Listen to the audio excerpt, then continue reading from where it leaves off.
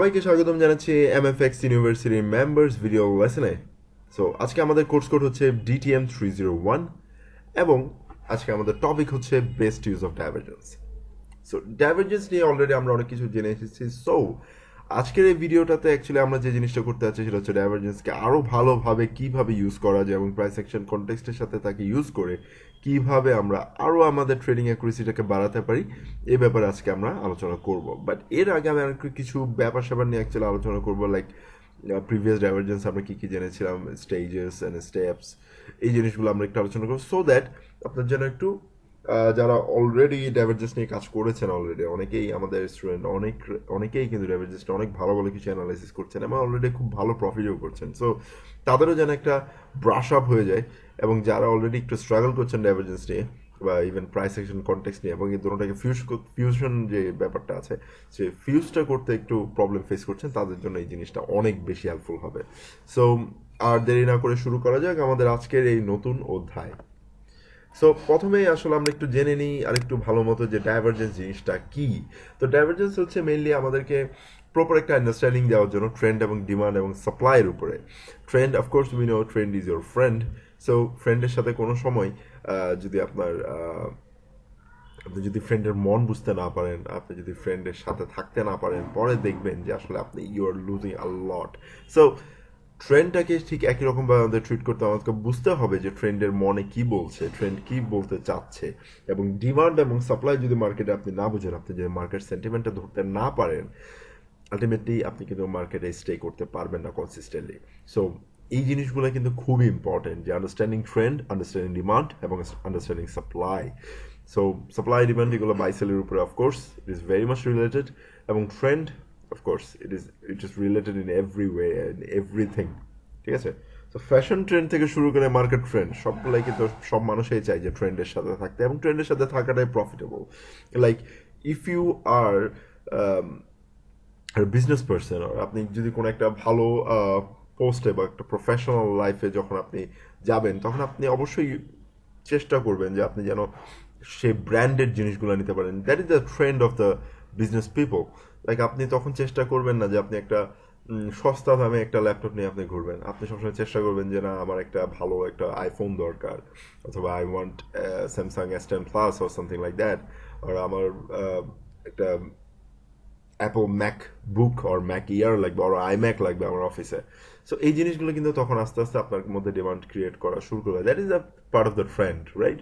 So ট্রেন্ডের সাথে demand এবং সাপ্লাই সব কিছুরই কিন্তু একটা কি বলবো, একটা রিলেশন আছে, ডিপ রিলেশন। সো সব কিছুই কিন্তু বুঝতে হবে, জানতে হবে আমাদেরকে, কিন্তু মার্কেটের এই জিনিসগুলো বুঝতে হবে যে আসলে কিসের ডিমান্ড এবং কি সাপ্লাই আমাদের আসলে মার্কেটে আছে, এবং সেই ট্রেন্ডটা আসলে কতটুকু স্ট্রং, কতটুকু উইক, এই জিনিসগুলো আসলে জানতে হবে। ঠিক আছে? তো সেকেন্ড পয়েন্ট হচ্ছে ডাইভারজেন্স আসলে আমাদেরকে প্রাইস অ্যাকশন কনটেক্সট বেসড যে ট্রেডগুলো আমরা করি নর্মালি, সেই প্রাইস অ্যাকশন কনটেক্সট বেসড ট্রেডের প্রবাবিলিটিটাকে বা অ্যাকুরেসিটাকে ইনক্রিজ করার জন্য অনেকটুকু হেল্প করে। ঠিক আছে? যে ডাইভারজেন্স নিয়ে আমরা আসলে বুঝতে পারি যখন ডিমান্ড অ্যান্ড সাপ্লাইয়ের মধ্যে আগাম যে চেঞ্জগুলো হচ্ছে, দেখলাম যে না, মার্কেটের ট্রেন্ড যাচ্ছে ঠিক আছে, বাট কোনো একটা বুলিশ হিস্টোগ্রাম বা বিয়ারিশ হিস্টোগ্রামের মধ্যে একটু ডিফারেন্স দেখা যাচ্ছে। ডাইভারজেন্স মানেটাই হচ্ছে ডিফারেন্স। সো ডিফারেন্স যদি দেখা যায় ম্যাকডির সাথে, ইভেন আজকে আমরা এই ভিডিওতে আরেকটা জিনিস নিয়ে দেখবো, আসলে ওইটাতে কিন্তু খুব ডাইভারজেন্স খুব ভালো কাজ করে, যখন ম্যাকডি একদম কিছুই বলছে না, বাট ওই যে ফ্যাক্টরটা আছে, ঠিক আছে, সে কিন্তু আমাদেরকে একটা ভালো ইঙ্গিত দিয়ে দিচ্ছে। সো এরকম একটা সিক্রেট জিনিস অ্যাকচুয়ালি আপনাদেরকে আজকে বোঝাতে যাচ্ছি, এবং আরও কিছু এরকম ইন্টারেস্টিং জিনিসগুলো আমরা আজকে জানবো। সো একটু বেটার হয় যদি আপনার একটা নোট প্যাড এবং একটা প্যান নিয়ে যদি বসেন, it will be very great. Okay? So third point, divergence actually losing ট্রেডগুলোকে কতক্ষণ পর্যন্ত ধরে রাখবো এবং কতটুকু কনফিউজ না হয়ে কনফিডেন্সের সাথে ধরে রাখবো, সেই জিনিসের ব্যাপারে অনেকটুকুই হেল্প করে। ঠিক আছে? অনেক সময় দেখা যায় যে আপনি একটা ট্রেড নিয়েছেন এবং এই ট্রেডটা অলরেডি লসে যাচ্ছে, আপনার স্টপ লস হিট করতেও পারে, বাট অনেক সময় আমাদের মনের মধ্যে বা আমাদের ইনস্টিংক্ট অনেক সময় এমন হয় যে spider sense, like six sense, এমন কিছু একটা সেন্স আমাদের কাজ করে, বলে যে না, এই ট্রেডটা হয়তো বা আবার আমার পক্ষে যাবে। বাট এটা আসলে আমরা মনে মনে বলি, বাট একটা আন্দাজ করি, বাট এই আন্দাজটাকে যদি আপনি একটা প্রবাবিলিটির রূপ দিতে চান সেই ক্ষেত্রেও কিন্তু ডাইভারজেন্সের অনেক বড় একটা ভূমিকা আছে। সো সেই ভূমিকা নিয়ে কিন্তু এই ভিডিওটা। সো আসলে ডাইভারজেন্স আমাদেরকে কিভাবে হেল্প করে এবং আমাদের সাইকোলজিক্যালি আরো বেটার হওয়ার জন্য কিভাবে ডাইভারজেন্স আমাদেরকে ট্রেডের উপর একটা কনফিডেন্স যেটা আনার কথা সেই কনফিডেন্সটা কিভাবে আনছে সে বিষয়ে এই ভিডিওতে আমরা অনেক অনেক অনেক কিছু বিস্তারিত জানবো। সো নেক্সট স্লাইডে আমরা যাই। সো ফার্স্টের থেকে আবার একটু আসি যে ডাইভারজেন্সের স্টেপসগুলো কি যেগুলি আমরা ইউজ করি। First of all, the foundation, that is understanding the market context, then identifying the market momentum. Market context তো আমরা জানি চারটা জিনিসের উপরে মেইনলি বেস করে, that is impulsive, corrective, volatile, non volatile, এবং 5 নম্বর যে জিনিসটা that is the levels. Okay, so এর পাশাপাশি আসলে আমরা রিস্ক ম্যানেজমেন্টটাকেও মার্কেট কন্টেক্সটের একটা ভাগ ধরি এবং that is very important. Risk management, trade management এগুলো খুবই important. Then the second step যেটা হচ্ছে আইডেন্টিফাইং দ্য মার্কেট মোমেন্টাম, মার্কেটকে আসলে ইম্পালসিভ বা কারেক্টিভ মোমেন্টামে আছে, মার্কেটের প্রেশারটা কেমন, এই জিনিসগুলো জানাও কিন্তু খুবই জরুরি। Third point, searching for fundamental impacts through out the day, যে পুরো দিন জুড়ে অ্যাকচুয়ালি কি কি ফান্ডামেন্টাল হাই ইম্প্যাক্ট নিউজ আছে বা মিডিয়াম ইম্প্যাক্ট নিউজ আছে বা হাই ইম্প্যাক্ট ইভেন্ট আছে। অনেক সময় দেখা যায় যে সেন্ট্রাল ব্যাংকের যে চেয়ারম্যান থাকে অথবা সেন্ট্রাল ব্যাংকের কিছু অফিসিয়ালস থাকে যারা আসলে কথাবার্তা বলে ইকোনমি নিয়ে। লাইক রিসেন্ট যে ব্যাপারটা হয়েছে সেটা হচ্ছে ইউএস এর একটা রেট কাট নিয়ে কথাবার্তা হচ্ছে এবং দ্যাট ইজ কোয়াইট ইমিনেন্ট। এবং এই ব্যাপারে কিন্তু যখন দেখা যাচ্ছে অলরেডি এই এই নিউজটা যখন অলরেডি মার্কেটে চলে আসছে, আসার পর থেকে যখনই কোনো ফেডারেল রিজার্ভের যখন কোনো একটা অফিসিয়াল কথা বলে এই ব্যাপারে, তখন কিন্তু মার্কেটের মধ্যে ভলাটিলিটিটা বেড়ে যায়। সো ফান্ডামেন্টালের কিন্তু অনেক বড় সড়ো ইম্প্যাক্ট কিন্তু আছে মার্কেটের ওভারঅল প্রাইস অ্যাকশনের উপরে। বাট ফান্ডামেন্টাল দিয়ে কিন্তু আপনি মার্কেটে বাই সেল এগুলো কিন্তু নির্ণয় করতে পারবেন না। সো এই জিনিসে আপনাকে অবশ্যই যেটা মাথায় রাখতে হবে, you need to understand the market context, এবং মার্কেট কনটেক্সটের উপরে বেস করে, মার্কেট মোমেন্টামের উপরে বেস করে you need to go with your trade, right? এবং fourth thing that is identifying the market trend mechanism, সেটা হচ্ছে ওভারঅল ট্রেন্ডটা তো আমরা জানতে পারছি যে এটা bullish trend, but is it a volatile bullish trend or non volatile bullish trend?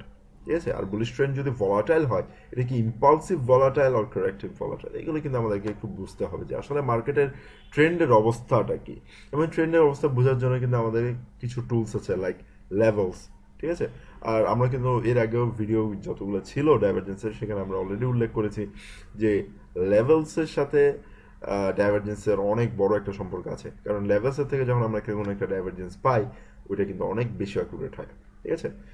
এরপরে যেটা স্টেপ সেটা হচ্ছে কি রকম ডাইভারজেন্স আমরা স্পট করেছি, লেভেলসের কাছাকাছি এসে আমরা একটা ডাইভারজেন্স স্পট করেছি। সো ডাইভারজেন্সের মধ্যে আবার কিছু ভাগ আছে, আমরা অলরেডি 4টা ডাইভারজেন্স নিয়ে কথা বলেছি। রেগুলার, কন্টিনিউয়াস, এক্সট্রিম, আরেকটা কি ছিল, হিডেন। ওকে, সো তারপর আমরা স্পট করলাম। স্পট করার পর আমরা আসলে দেখতে হবে যে আসলে লেভেল এবং ডাইভারজেন্সের রিলেশনটা কেমন। ওখানে গিয়ে আসলে মার্কেট কনটেক্সট অনুযায়ী এটা ইম্পালসিভ হচ্ছে নাকি কারেক্টিভ হচ্ছে, এটা কি রিজেকশন দেখা যাচ্ছে কিনা, ওখানে কোনো প্রাইস অ্যাকশন উইপন দেখা যাচ্ছে নাকি, আসলে কাউন্টার হবে কি হবে না, এইসব কিছু ব্যাপার স্যাপারগুলো। এবং সেকেন্ড লাস্ট এবং very important one, that is identifying the risk reward ratio, যে আসলে মার্কেটে আমরা যে ট্রেডটা নিচ্ছি এটা কি রিস্ক রিওয়ার্ড রেশিওতে প্রপারলি হচ্ছে কিনা। আমি যদি 1:2 মিনিমাম, মানে 10 টাকার জন্য যদি আমি 20 টাকা প্রফিট না পাই তাহলে কিন্তু ওই ট্রেডে যাওয়ার কোনো মানে হয় না। সো এই জিনিসটা একটু মাথায় রাখবেন। নেগেটিভ রিস্ক রিওয়ার্ড নেবেন না, positive risk reward, like risk কম থাকবে, রিওয়ার্ড একটু ডবল হতে হবে মিনিমাম। এর থেকেও যদি বেশি রিওয়ার্ড পান অবশ্যই that is more favourable, but আপনাকে অবশ্যই দেখতে হবে মার্কেটের অবস্থাটা কি, মার্কেটের ভলাটিলিটি কি।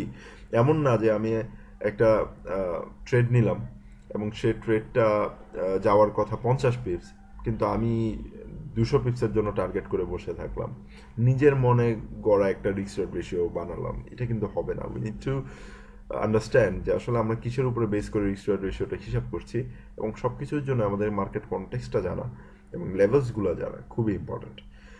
Then last but not the least, there is the plan the trade ahead of clicking the trigger. আপনি বাই অথবা সেলে ক্লিক করার আগে অফকোর্স সবসময় চেষ্টা করবেন যে আপনার ওভারঅল যে ট্রেডিং প্ল্যান সেই ট্রেডিং প্ল্যানটা আপনি রিভাইজ করেছেন কিনা, আপনার ওভারঅল যতগুলা ক্যারেক্টারিস্টিক্স আছে একটা ট্রেড নেওয়া সেই ক্যারেক্টারিস্টিক্সগুলো ফুলফিল হচ্ছে কিনা, সব কিছু দেখে তারপরে কিন্তু আগানোটা ভালো, ঠিক আছে। যদি আপনি এমনি এমনি আগানোর চেষ্টা করেন তাহলে কিন্তু হবে না। চিন্তা ভাবনা করে তখন এই ট্রেডে ক্লিক করতে হবে। ট্রেড নেওয়ার পর আপনি 1000 অ্যানালাইসিস করেন, that would not be use. So 5-10 piece বেশি পাওয়ার জন্য জাস্ট মানে জোর করে ট্রেডে লাফাই পড়লাম, এটাতে কিন্তু হয় কি আপনার আলটিমেটলি আপনারই কিন্তু লস হবে। সো নেক্সটে চলে যায়, অ্যাকচুয়ালি আমরা টাইপস অফ ডাইভারজেন্সের ব্যাপারে একটু আগে বলেছিলাম। সো এটা জাস্ট একটা রিভিশন টাইপস, আপনারা সবাই সব কিছু জানেন। সো টাইপস অফ ডাইভারজেন্সের number 1 is regular, number 2 is continuous, number 3 is extreme, number 4 is hidden. এগুলোর ব্যাপারে আসলে অত বেশি ডিটেলস আমি এখানে আলোচনা করবো না, জাস্ট রিভিশনের মতন, যেন আপনাদের জিনিসটা রিকল করতে ইজি হয়। কারণ অনেক দিনের গ্যাপের পর আজকে আমি একটা বেস্ট ইউজ অফ ডাইভারজেন্সটা একটা ভিডিও করছি। সো আপনাদের একটু মনে একটু হয়তো আচ্ছা কয়েকটা জিনিস ভুলে যেতে পারেন, কারণ এক্সট্রিম ডাইভারজেন্স, হিডেন ডাইভারজেন্স এগুলো একটু কম দেখা যায়। রেগুলার কন্টিনিউয়াস অতিরিক্ত কমন, বাট রেগুলার একটু কম দেখা যায়। বাট রেগুলার কন্টিনিউয়াস এই দুটোটা মোটামুটি দেখা গেলেও এক্সট্রিম এবং হিডেন একটু রেয়ার থাকে। সো ওগুলোর ব্যাপারে আপনারা আই থিঙ্ক আপনার এখন মনে পড়ে গেছে যে এক্সট্রিম এবং হিডেন ডাইভারজেন্স নিয়ে কীভাবে কাজ করতে হয়। সো এখন এই ভিডিওর one of the main thing সেটা হচ্ছে স্টেজেস অফ ডাইভারজেন্স। ডাইভারজেন্স কিন্তু 4টা স্টেজ আছে, সবখানে কিন্তু 4, রাইট, ডিভাইডেড বাই 4। এখন আবার ডাইভারজেন্সের 4টা স্টেজ। সো 4 ইজ এভরিওয়্যার, এবং ইভেন MT4 এ দেখেন that is also 4, right. So MT4 এ দেখেন 1 আওয়ারের পর কিন্তু 2 আওয়ার নেই, 3 আওয়ার নেই, ডিরেক্টলি 4 আওয়ার। এবং এই ব্যাপারে কিন্তু আমি বিস্তারিত আলোচনা করেছি ডিভাইড বাই 4 রুলসে।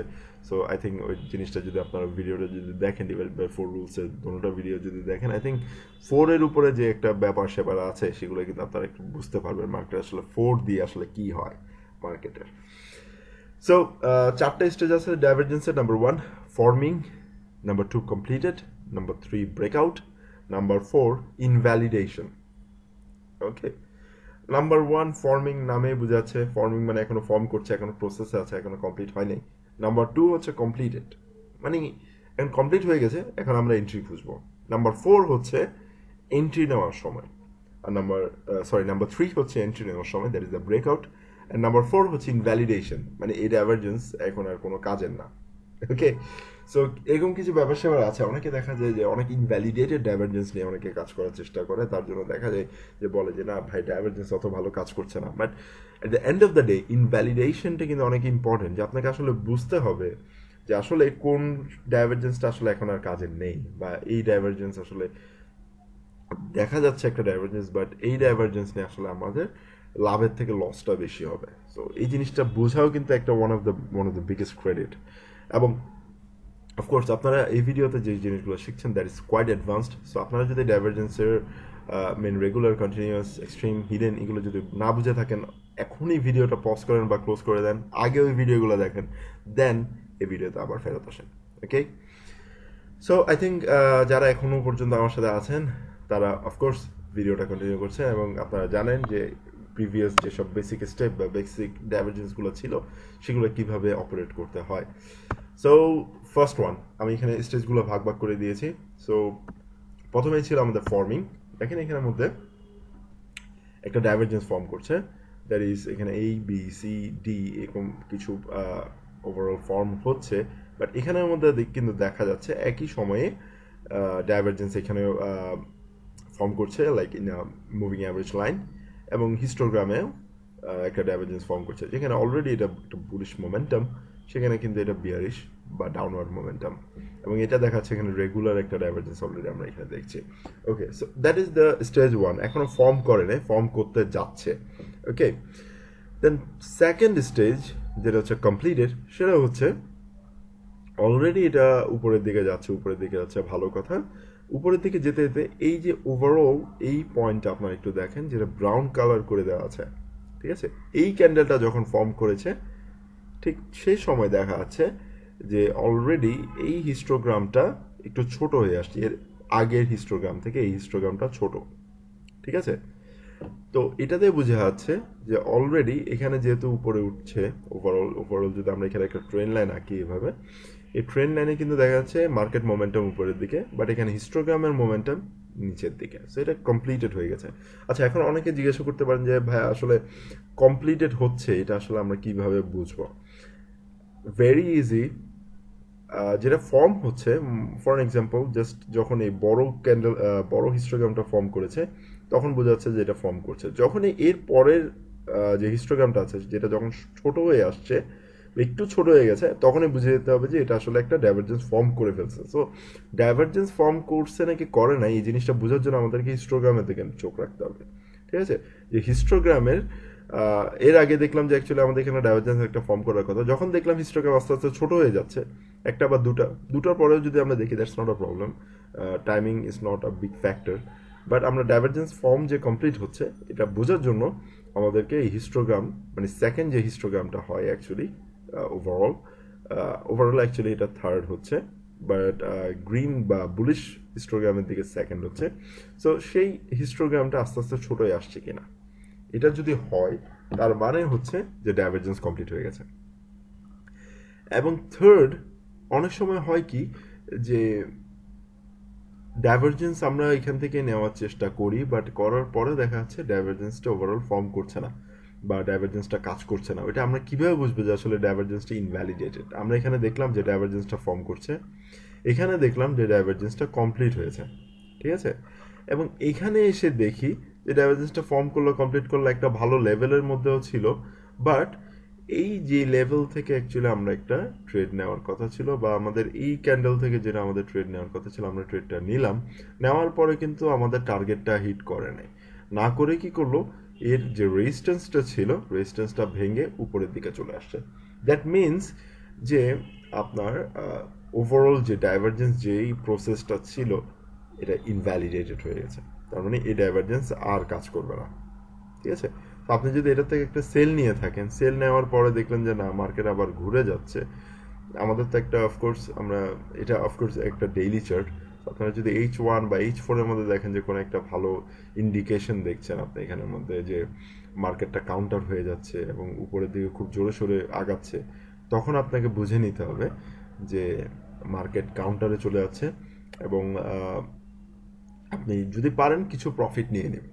ঠিক আছে, যখন দেখলেন যে না, আবার অনেক সময় দেখা যায় যে আরও বেশি কিছু দূর নামলো বাট টেক প্রফিট হিট করলো না, আমরা তখন করি কি ব্রেক ইভেনে নিয়ে আসি, ব্রেক ইভেনে নিয়ে আসার পর আমরা ট্রেডটা ছেড়ে দিই। এরপরে যদি দেখা যায় যে ব্রেক ইভেনটা হিট করেছে এবং হিট করার পরে আমরা একটু ওয়েট করে দেখলাম যে রেজিস্ট্যান্সটাও ব্রেক করে চলে গেছে, তার মানে হচ্ছে ওভারঅল যে ডাইভারজেন্স প্রসেসটা আমরা এখানে অলরেডি অবজার্ভ করতেছিলাম সেই ডাইভারজেন্সটা ইনভ্যালিডেট হয়ে গেছে। ঠিক আছে, বোঝা গেল? সেটা হচ্ছে সহজ কথা যদি বলতে চাই, এখানে আবার কিছু মানুষের আছে যে একটু মাথা ঘুরতে পারে যে আসলে কি বলছে ভাই, আমি আসলে বুঝতে পারছি না, but the thing is very simple. Simple is that ফার্স্টে দেখলাম আমরা ট্রেডটা ফর্ম করছে, সেকেন্ডে দেখলাম ওভারঅল ট্রেড ফর্ম করার পর এখানে ডাইভারজেন্সটা যেটা ফর্ম করার পর ডাইভারজেন্সটা এখানে আমাদের কমপ্লিট হলো, মানে হিস্টোগ্রামটা আস্তে আস্তে ছোট হয়ে যাচ্ছে, মানে ডাইভারজেন্স হয়ে গেছে অলরেডি। দেন দেখলাম আমরা এখান থেকে একটা ট্রেড নিয়ে নিছি, নিয়ে নেওয়ার পর অলরেডি আমরা কিছু দূর যাওয়ার পর দেখে মার্কেট কনসলিডেট করছে বা লোয়ার টাইম ফ্রেমগুলোতে দেখলাম যে মার্কেট অলরেডি উপরের দিকে যাওয়ার একটা সম্ভাবনা তৈরি হচ্ছে, এবং তখন আমরা চাইলে ব্রেক ইভেনে নিয়ে আসতে পারি বা কিছু প্রফিট নিয়ে আর অর্ধেক ট্রেড আমরা চালু রাখতে পারি। যখন দেখবো যে রেজিস্ট্যান্সের উপরে চলে গেছে তখনই আমরা বুঝে নিতে হবে যে অলরেডি এই ট্রেডটা ইনভ্যালিডেটেড হয়ে গেছে। ঠিক আছে, সো রেজিস্ট্যান্সের উপরে চলে যাওয়া মানে হচ্ছে আমাদের ট্রেডটা ইনভ্যালিডেট হয়ে যাওয়া। তো এই জিনিসটা কিন্তু আমাদেরকে একটু মাথায় রাখতে হবে। ওকে, সো আমরা আরও একটা এক্সাম্পল দেখি, অ্যান্ড এখানের মধ্যে একই একই জিনিস, সেটা হচ্ছে ট্রেনটা নিচের দিকে যাচ্ছে। ঠিক আছে, এ বি সি, এবং এখানের মধ্যে অলরেডি আমরা দেখতে পাচ্ছি যে ডাইভারজেন্স অলরেডি ক্রিয়েট হচ্ছে, এবং ক্রিয়েট হতে হতে দেখলাম এই জায়গায় এসে, এখানের মধ্যে আমি অ্যাকচুয়ালি টিকমার্ক দিয়ে দেখানো আছে, তো এই জায়গায় এসে দেখলাম যে হিস্টোগ্রামটা ছোট হয়ে আসছে, এইটার থেকে হিস্টোগ্রাম এটা একটু ছোট, তার মানে হচ্ছে কমপ্লিট হয়ে গেছে। তো এটা কমপ্লিট হলো কোন জায়গায়, এই বুলিশ ক্যান্ডেলের এখানে এসে। ঠিক আছে, তো এখানে অলরেডি আমাদেরকে দেখাচ্ছে এখানে একটা বুলিশ ডাইভারজেন্স এবং এনপিএন নেগেটিভ, পজিটিভ, নেগেটিভ, এবং মুভিং অ্যাভারেজে আমরা একটা খুব সুন্দর ডাইভারজেন্স দেখছি প্রাইসের সাথে। এবং প্রাইস অ্যাকশন উইপনের কথাও যদি আমরা চিন্তা করি, এখানের মধ্যে অলরেডি একটা বুলিশ স্ট্রং ক্যান্ডেল কিন্তু আমরা এখানে দেখতে পাচ্ছি। ওকে, সো আমরা এখান থেকে একটা ট্রেড নিলাম, নেওয়ার পর আমরা আশা করছি যে ট্রেডটা মিনিমাম আমাদের রেজিস্ট্যান্স লেভেল পর্যন্ত যাবে। ওকে, ঠিক একই ভুল এখানে হলো, সেটা হচ্ছে এই বি সি ডি, এখান থেকে যখন আমরা একটা ট্রেড নিচ্ছি তখন আমরা যেটা অ্যাকচুয়ালি এক্সপেক্ট করতেছিলাম যে প্রাইসটা যেখানে যাবে ওখানে যায় নাই, না যাওয়ার পরে দেখলাম যে প্রাইসটা যত ইম্পালসিভলি নিচে চলে আসতেছে এবং এটা কোনো মতেই উপরে যাচ্ছে না। তখন আমাদেরকে যে জিনিসটা বুঝে নিতে হবে যে আমাদের হয়তো বা এটা ব্রেক ইভেনে নিয়ে আসতে হবে, নাহলে কিছু প্রফিট নিয়ে বের হয়ে যেতে হবে। আর এই ডাইভারজেন্সটা যে আর কাজ করবে না এটা বোঝার জন্য একমাত্র ওয়ে সেটা হচ্ছে সাপোর্ট লেভেলের নিচে চলে যাওয়া। ঠিক আছে, যখনই দেখলাম যে রিসেন্ট সাপোর্ট লেভেলের নিচে প্রাইসটা চলে গেছে, তার মানে হচ্ছে এই যে ওভারঅল ডাইভারজেন্সটা আমরা এতক্ষণ ধরে অবজার্ভ করে আসছিলাম সেই ডাইভারজেন্সটা অলরেডি ইনভ্যালিডেটেড হয়ে গেছে। সো এটা আর ভ্যালিডিটি নেই। সো ইনভ্যালিডেশন কত বড় একটা জিনিস এটা কিন্তু আমরা এখানে বুঝে যাচ্ছে। সো ফার্স্ট থিং ফার্স্ট, ফর্মিংটা আমরা এখানে দেখলাম যে কিভাবে ফর্ম করছে, অলরেডি আমরা এখানে দেখতে পাচ্ছি, বাট এটা কমপ্লিট হয় না। কমপ্লিট কখন হয়? যখন হিস্টোগ্রামটা আস্তে আস্তে ছোট হতে থাকে উল্টা দিকে। ঠিক আছে, ফর এক্সাম্পল এখানে আমরা একটা বিয়ারিশ ডাইভারজেন্স অলরেডি লক্ষ্য করলাম, তার মানে হচ্ছে বুলিশ হিস্টোগ্রামগুলো ছোট হতে হবে। আর এখানে যেহেতু আমরা দেখলাম যে বুলিশ ডাইভারজেন্স আমরা এখানে দেখছি, সেখানে বিয়ারিশ যে হিস্টোগ্রামগুলো আছে ওগুলো আস্তে আস্তে ছোট হতে দেখতে হবে। ঠিক আছে, তাহলে আমরা জানতে পারবো যে এখানে একটা ডাইভারজেন্স অলরেডি কমপ্লিট হয়ে গেছে, এবং কমপ্লিট হওয়ার সাথে সাথে আমরা একটা এন্ট্রি নিব, এবং এন্ট্রি নেওয়ার পর যদি আমরা দেখি যে মার্কেট কনসলিডেট করছে, আমাদের দিকে যাচ্ছে না, তখন আমরা ট্রেডটাকে ম্যানেজ করে ফেলবো, লাইক ব্রেক ইভেনে রাখবো বা অর্ধেক ক্লোজ করে দেবো, বা আপনি চাইলে পুরোটাই ক্লোজ করে দিতে পারেন যদি আপনার ডাউট থাকে।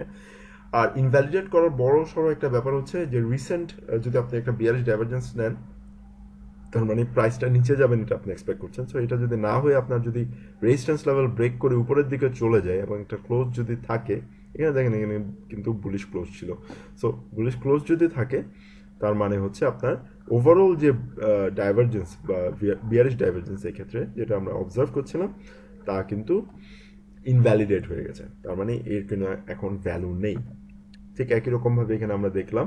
সো ইনভ্যালিডেশনটা কিন্তু অনেক ইম্পর্টেন্ট। আমরা কিন্তু অলরেডি ফর্মিং কমপ্লিটেড, এই ছোটো ছোটো বিষয়গুলো আমি অ্যাকচুয়ালি ভাগ করে করে জিনিসগুলো বোঝানোর চেষ্টা করছি এই জন্যই যেন আপনারা বুঝতে পারেন যে এখন ফর্ম হচ্ছে, এখন কমপ্লিট হচ্ছে, এখন ব্রেকআউট, এখন এন্ট্রির সময়, এবং কোন সময় এই ডাইভারজেন্সের আশাটা ছেড়ে দেওয়া উচিত। এই জিনিসটা বোঝা কিন্তু খুবই ইম্পর্টেন্ট ছিল, তাই আমি এই ব্যাপারে একটু বেশি এক্সাম্পল দেওয়ার চেষ্টা করেছি। ঠিক আছে, আই হোপ আপনাদের কাছে জিনিসটা ক্লিয়ার হয়ে গেছে।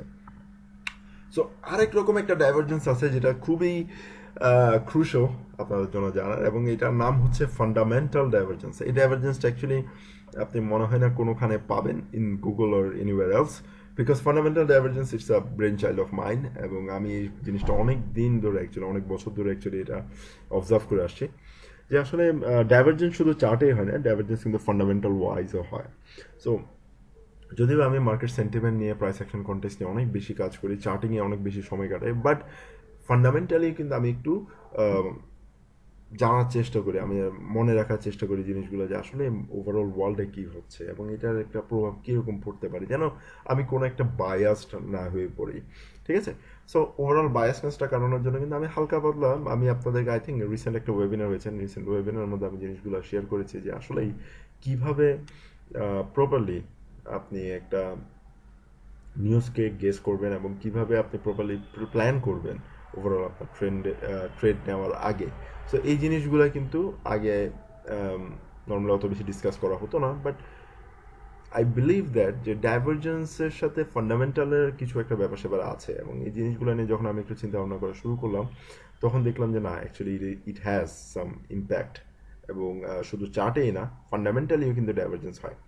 সো এটার নাম্বার ওয়ান রিজন হচ্ছে যে যখন আপনার নিউজ হয় বা প্রাইস কোনো একটা বড় হাই ইম্প্যাক্ট নিউজ অথবা ইভেন্ট হয়, তখন দেখা যায় যে মার্কেট উল্টা দিকে যাচ্ছে, এমন কিন্তু আমি প্রায় সময় দেখে আসছি, এবং এটা আই থিঙ্ক আপনাদের সাথে আরও অনেকগুলো ভিডিও আমি অলরেডি আপনাদের যে লেসনগুলো আছে ওখানের মধ্যে আমি শেয়ার করেছি যে নিউজ ভালো আসলে অনেক সময় দেখা যায় যে কারেন্সি উইক হয়ে যাচ্ছে। তো এটা কি হচ্ছে? অ্যাকচুয়ালি ইটস আ ডাইভারজেন্স, যে আসলে আমরা আশা করছি যে এটা ভালো হবে, কারণ নিউজ ভালো আসছে, মার্কেটও ওদিকে যাওয়ার কথা, বাট না যেয়ে কিন্তু উল্টা দিকে যাচ্ছে। So it's a complete divergence, different path, right? So in this case আমাদের কিন্তু ওভারঅল যে ফ্যাক্টরটা, যে লিডিং ফ্যাক্টর, সেটা হবে আমাদের নিউজ, ম্যাকডির মতন। আমাদের নর্মালি আমরা যখন ডাইভারজেন্স ফলো করি সেখানে আমরা কি করি, নর্মালি আমরা যেটা করি সেটা হচ্ছে আমরা ম্যাকডিটাকে ফলো করি। ম্যাকডিতে যদি দেখি সাপ্লাই ডিমান্ড কমে যাচ্ছে, যেমন একটু আগে যেটা আমরা এক্সাম্পল দেখলাম, এখানের মধ্যে দেখলাম যে ম্যাকডির এখানে ছোট হয়ে যাচ্ছে বাট মার্কেটটা নিচের দিকে চলে যাচ্ছে। তো আমরা ধরে নিলাম এখানে অলরেডি আমাদের একটা ডাইভারজেন্স আছে, so it's a divergence, right? But এখানের মধ্যে যেরকম লিডিং ইন্ডিকেটর ম্যাকডি, ঠিক একই রকমভাবে ফান্ডামেন্টাল ডাইভারজেন্সের জন্য লিডিং ইন্ডিকেটর হচ্ছে নিউজ। সো এখন আপনারা চিন্তা করতে পারেন যে আসলে লিডিং ইন্ডিকেটর নিউজ কেমনে হয়। সো এই জিনিস নিয়ে আসলে আমি এখন আলোচনা করব। I think it will be a very interesting thing to talk, এবং আপনাদেরও জিনিসটা আই থিঙ্ক বুঝতে অত বেশি প্রবলেম হবে না, কারণ the thing is very simple. আপনাকে জাস্ট সিম্পলি চিন্তা করতে হবে। আপনি যদি জিনিসটাকে কমপ্লিকেটেড করেন তখন দেখবেন এটা অনেক বেশি কমপ্লিকেটেড হয়ে গেছে। সো জাস্ট একটা জিনিস মাথায় রাখবেন, যেমন ম্যাকডি এখানে আমাদের লিডিং ফ্যাক্টর থাকে লাইক নর্মাল ডাইভারজেন্সে, ঠিক এখানে নিউজ হবে আমাদের লিডিং ফ্যাক্টর, মানে নিউজ যেদিকে বলবে ওই দিকেই যাবে, ঠিক আছে? এখন আপনার হয়তো বা মাথায় একটু ঘুরছে যে আসলে নিউজ যেদিকে বলবে ওদিকে যাবে, এটার মানেটা কি? অনেক সময় দেখা যায় যে ইউএসডির এমপ্লয়মেন্ট রিপোর্ট অনেক ভালো আসছে, বাট আসার পরেও সাথে সাথে যে ইম্প্যাক্টটা হয় ওই ইম্প্যাক্টটা ইউএসডির এগেনস্টে চলে গেছে, এরকমও হতে পারে। সো এইসব ব্যাপার, এইসব ওভারঅল যে ফ্যাক্টরগুলো আছে, এর মধ্যে সবার থেকে ইম্পর্টেন্ট যে জিনিসটা আমাদের আসলে নোট করতে হবে সেটা হচ্ছে আসলে নিউজটা কী ছিল। অফকোর্স এই নিউজটা অনেক হাই ইম্প্যাক্ট নিউজ হতে হবে, অথবা কোনো একটা হাই ইম্প্যাক্ট ইভেন্ট অথবা রিপোর্ট হতে হবে, নাহলে কিন্তু হবে না। আমরা লো ইম্প্যাক্ট নিউজগুলো নিয়ে যদি আমরা বদার হই, তাহলে দেখবো যে আমরা সারা জীবনে কিন্তু আমরা কোনো ভালো ট্রেড নিতে পারবো না, কারণ আমাদের সবসময় প্রতিনিয়ত কিন্তু প্রতি ঘন্টাতেই কিছু না কিছু নিউজ থাকে। ফরেক্স ফ্যাক্টরিতে যদিও বা আমরা দেখি অনেক কম নিউজ, মোটামুটি কিছু নিউজ।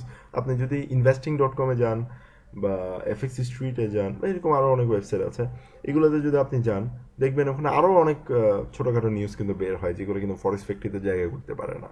তো ওগুলো কিন্তু আমরা ফরেস্ট ফ্যাক্টরিতে নর্মালি দেখি না, ওগুলো ফিল্টার্ড আউট হয়ে যায়। সো আমি পার্সোনালি ফরেস্ট ফ্যাক্টরি অনেক বড় fan, because I been using them for around my whole career. এবং এই ফরেক্স ফ্যাক্টরির উপরে কিন্তু বেস করে আমি অনেক কিছু শিখেছি, এবং এদের উপরে বেস করে কিন্তু আমি দেখেছি যে অন্যান্য কিছু ওয়েবসাইটে যদিও বা কিছু প্রবলেম করে, but forest factory is very reliable. এবং ফরেস্ট ফ্যাক্টরির প্রত্যেকটা নিউজ নিয়ে কিন্তু আপনি একটা ফোরামও আছে তাদের, ওখানে কিন্তু আপনি কনসাল্ট করতে পারবেন, ওখানে কথা বলতে পারবেন অ্যাবাউট দ্য নিউজ, এবং ওই নিউজ আসলে কী কী ইম্প্যাক্ট করতে পারে, এর প্রিভিয়াস 5 থেকে 6 বার ওই নিউজটা কী দেখিয়েছিল, সেই জিনিসগুলোকে নিয়ে কিন্তু আপনি ভালো কিছু জানতে পারবেন খুবই ইজিভাবে। ওদের ইন্টারফেসটা খুবই easy, it's like using an iPhone, like ওইটা এত বেশি ইউজার ফ্রেন্ডলি ইন্টারফেস যে আপনি নিজে, যে একদম ফরেক্স পারে না সেও কিন্তু খুব ভালো আইডিয়া নিয়ে নিতে পারবে যে মার্কেটের নিউজগুলো বা ইভেন্টগুলো কী হতে যাচ্ছে আগামীতে। So it's very user friendly. So আমরা আরেকটু আগাই ফান্ডামেন্টাল ডাইভারজেন্স নিয়ে, যে আসলে এই ফান্ডামেন্টাল ডাইভারজেন্সটা কীভাবে ইউজ করতে হয়।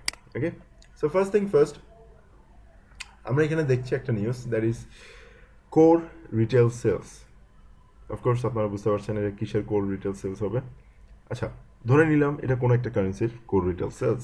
সো কোর রিটেল সেলসে এখানে আমাদের দেখা আছে কোনো রকম তেমন কোনো ইম্প্যাক্ট নেই, এখানে আনচেঞ্জড ছিল। বাট রিটেল সেলস যেটা দেখা আছে, রিটেল সেলস একটুখানি বেড়েছে, দ্যাট ইজ ফ্রম 0.3 থেকে 0.5, বাট এটা তাও লাল দেখাচ্ছে কারণ এটা এক্সপেকটেশনটা মিট করে নাই। সো 0.3 থেকে 0.5 পর্যন্ত একটু তো বাড়লো, বাট বাড়ার পর এখানে আমরা যেটা দেখতে পাচ্ছি সেটা হচ্ছে ওভারঅল যে এক্সপেকটেশনটা ছিল সেটা হিট না করার কারণে রেট আসছে, বাট অন্যদিকে কিন্তু নিউট্রাল, ঠিক আছে? সো যে কারেন্সি আমরা এখন নিউজটা দেখছি সেই কারেন্সির নিউজটা ছিল এখানে বেস কারেন্সি। সো আমি কারেন্সির নামটা বলছি না। সো এটা base currency. So base currency যখন স্ট্রং হয় that means the market will go up, but এখানের বেলায় হলো ওটা উল্টা। যদিও বা এখানে একটা মিক্সড ছিল, যদি নর্মালি আপনি একটু চিন্তা করেন, দ্যাটস লাইক কমন সেন্স, সেটা হচ্ছে প্রথম নিউজটা যেটা core retail sales it's neutral, মানে কাটা জিরো, একদম যদি ইম্প্যাক্ট ধরতে যায় জিরো। সেকেন্ড যেটা ছিল it's a positive one with a negative expectation, মানে এক্সপেকটেশনটা সে হিট করে নাই, বাট ইট ডিড ইনক্রিজ। এটা 0.3 থেকে 0.5 পর্যন্ত গেছে। So it did increase but did not hit the bull's eye, that is 0.7, ঠিক আছে? সো এইখানের মধ্যে অলরেডি আমরা বুঝতে পারছি যে না, মোটামুটি নিউট্রাল আছে প্রথমটা, এবং সেকেন্ডটা ইট ওয়াজ গুড, বাট মার্কেটের এক্সপেকটেশনটা হিট করতে পারে নাই। তো এর জন্য দেখা যায় যে মার্কেট হঠাৎ করে ফল করেছে। এখন আমি আপনাদেরকে একটা শর্টকাট একটা ট্রিক শেখাই দিচ্ছি, যেটা দিয়ে অ্যাকচুয়ালি খুব ভালো একটা এক্সপেকটেশন বের করা যায়, যে ফান্ডামেন্টাল ডাইভারজেন্সটা বের করা যায়। সেটা হচ্ছে just add and subtract. Okay, first thing first, আমরা যদি এখানে যতগুলো নিউজ আছে এগুলোকে যদি আমরা একটু দেখি, এখানে যদি দেখেন ফিক্সড অ্যাসেট ইনভেস্টমেন্ট, এটা 6.1 ছিল প্রিভিয়াসলি, এক্সপেকটেশন ছিল আনচেঞ্জ থাকবে, বাট এটা নেগেটিভ হয়েছে, দ্যাট ইজ 5.6, দ্যাট ইজ -1, ধরে নিলাম -1। এটা 5.4 আনচেঞ্জ থাকার কথা ছিল, 5.0 নেগেটিভ হয়েছে, সো কমে গেছে already, that is minus. So -1, -1, that is -2। দেন এখানে আবার দেখেন, এখানে হচ্ছে 7.2 আগে ছিল, 8.0 হওয়ার কথা ছিল, বাট এটা 8.6, সো +1। সো -1, -1, -2, -2 +1, দ্যাট ইজ -1-এ চলে আসছে আবার, ঠিক আছে। Then unemployment rate 5.0, 5.0, it is 0। So overall যদি আমাদের একটা কারেন্সির হয়, লাইক সুইস ফ্র্যাঙ্কের, যদি এটা ওভারঅল এই 4টা নিউজ যদি সুইস ফ্র্যাঙ্কের হয়, সেক্ষেত্রে সুইস ফ্র্যাঙ্ক হচ্ছে -1। আমরা যদি যোগ বিয়োগ করে দেখি, হ্যাঁ, তো -1 যদি হয়, তার মানে হচ্ছে সুইস ফ্র্যাঙ্কের এগেনস্টে ফান্ডামেন্টাল আছে আপাতত, ঠিক আছে। সো যদিও আমি এখানে জাস্ট আপনাদেরকে বোঝানোর জন্য এখানে মিডিয়াম ইম্প্যাক্ট নিউজের সাথে লো ইম্প্যাক্ট নিউজের আমি একটা প্লাস মাইনাস করেছি, বাট আপনাকে যেটা করতে হবে, জাস্ট হাই ইম্প্যাক্ট নিউজগুলো নিয়ে এটা করতে হবে।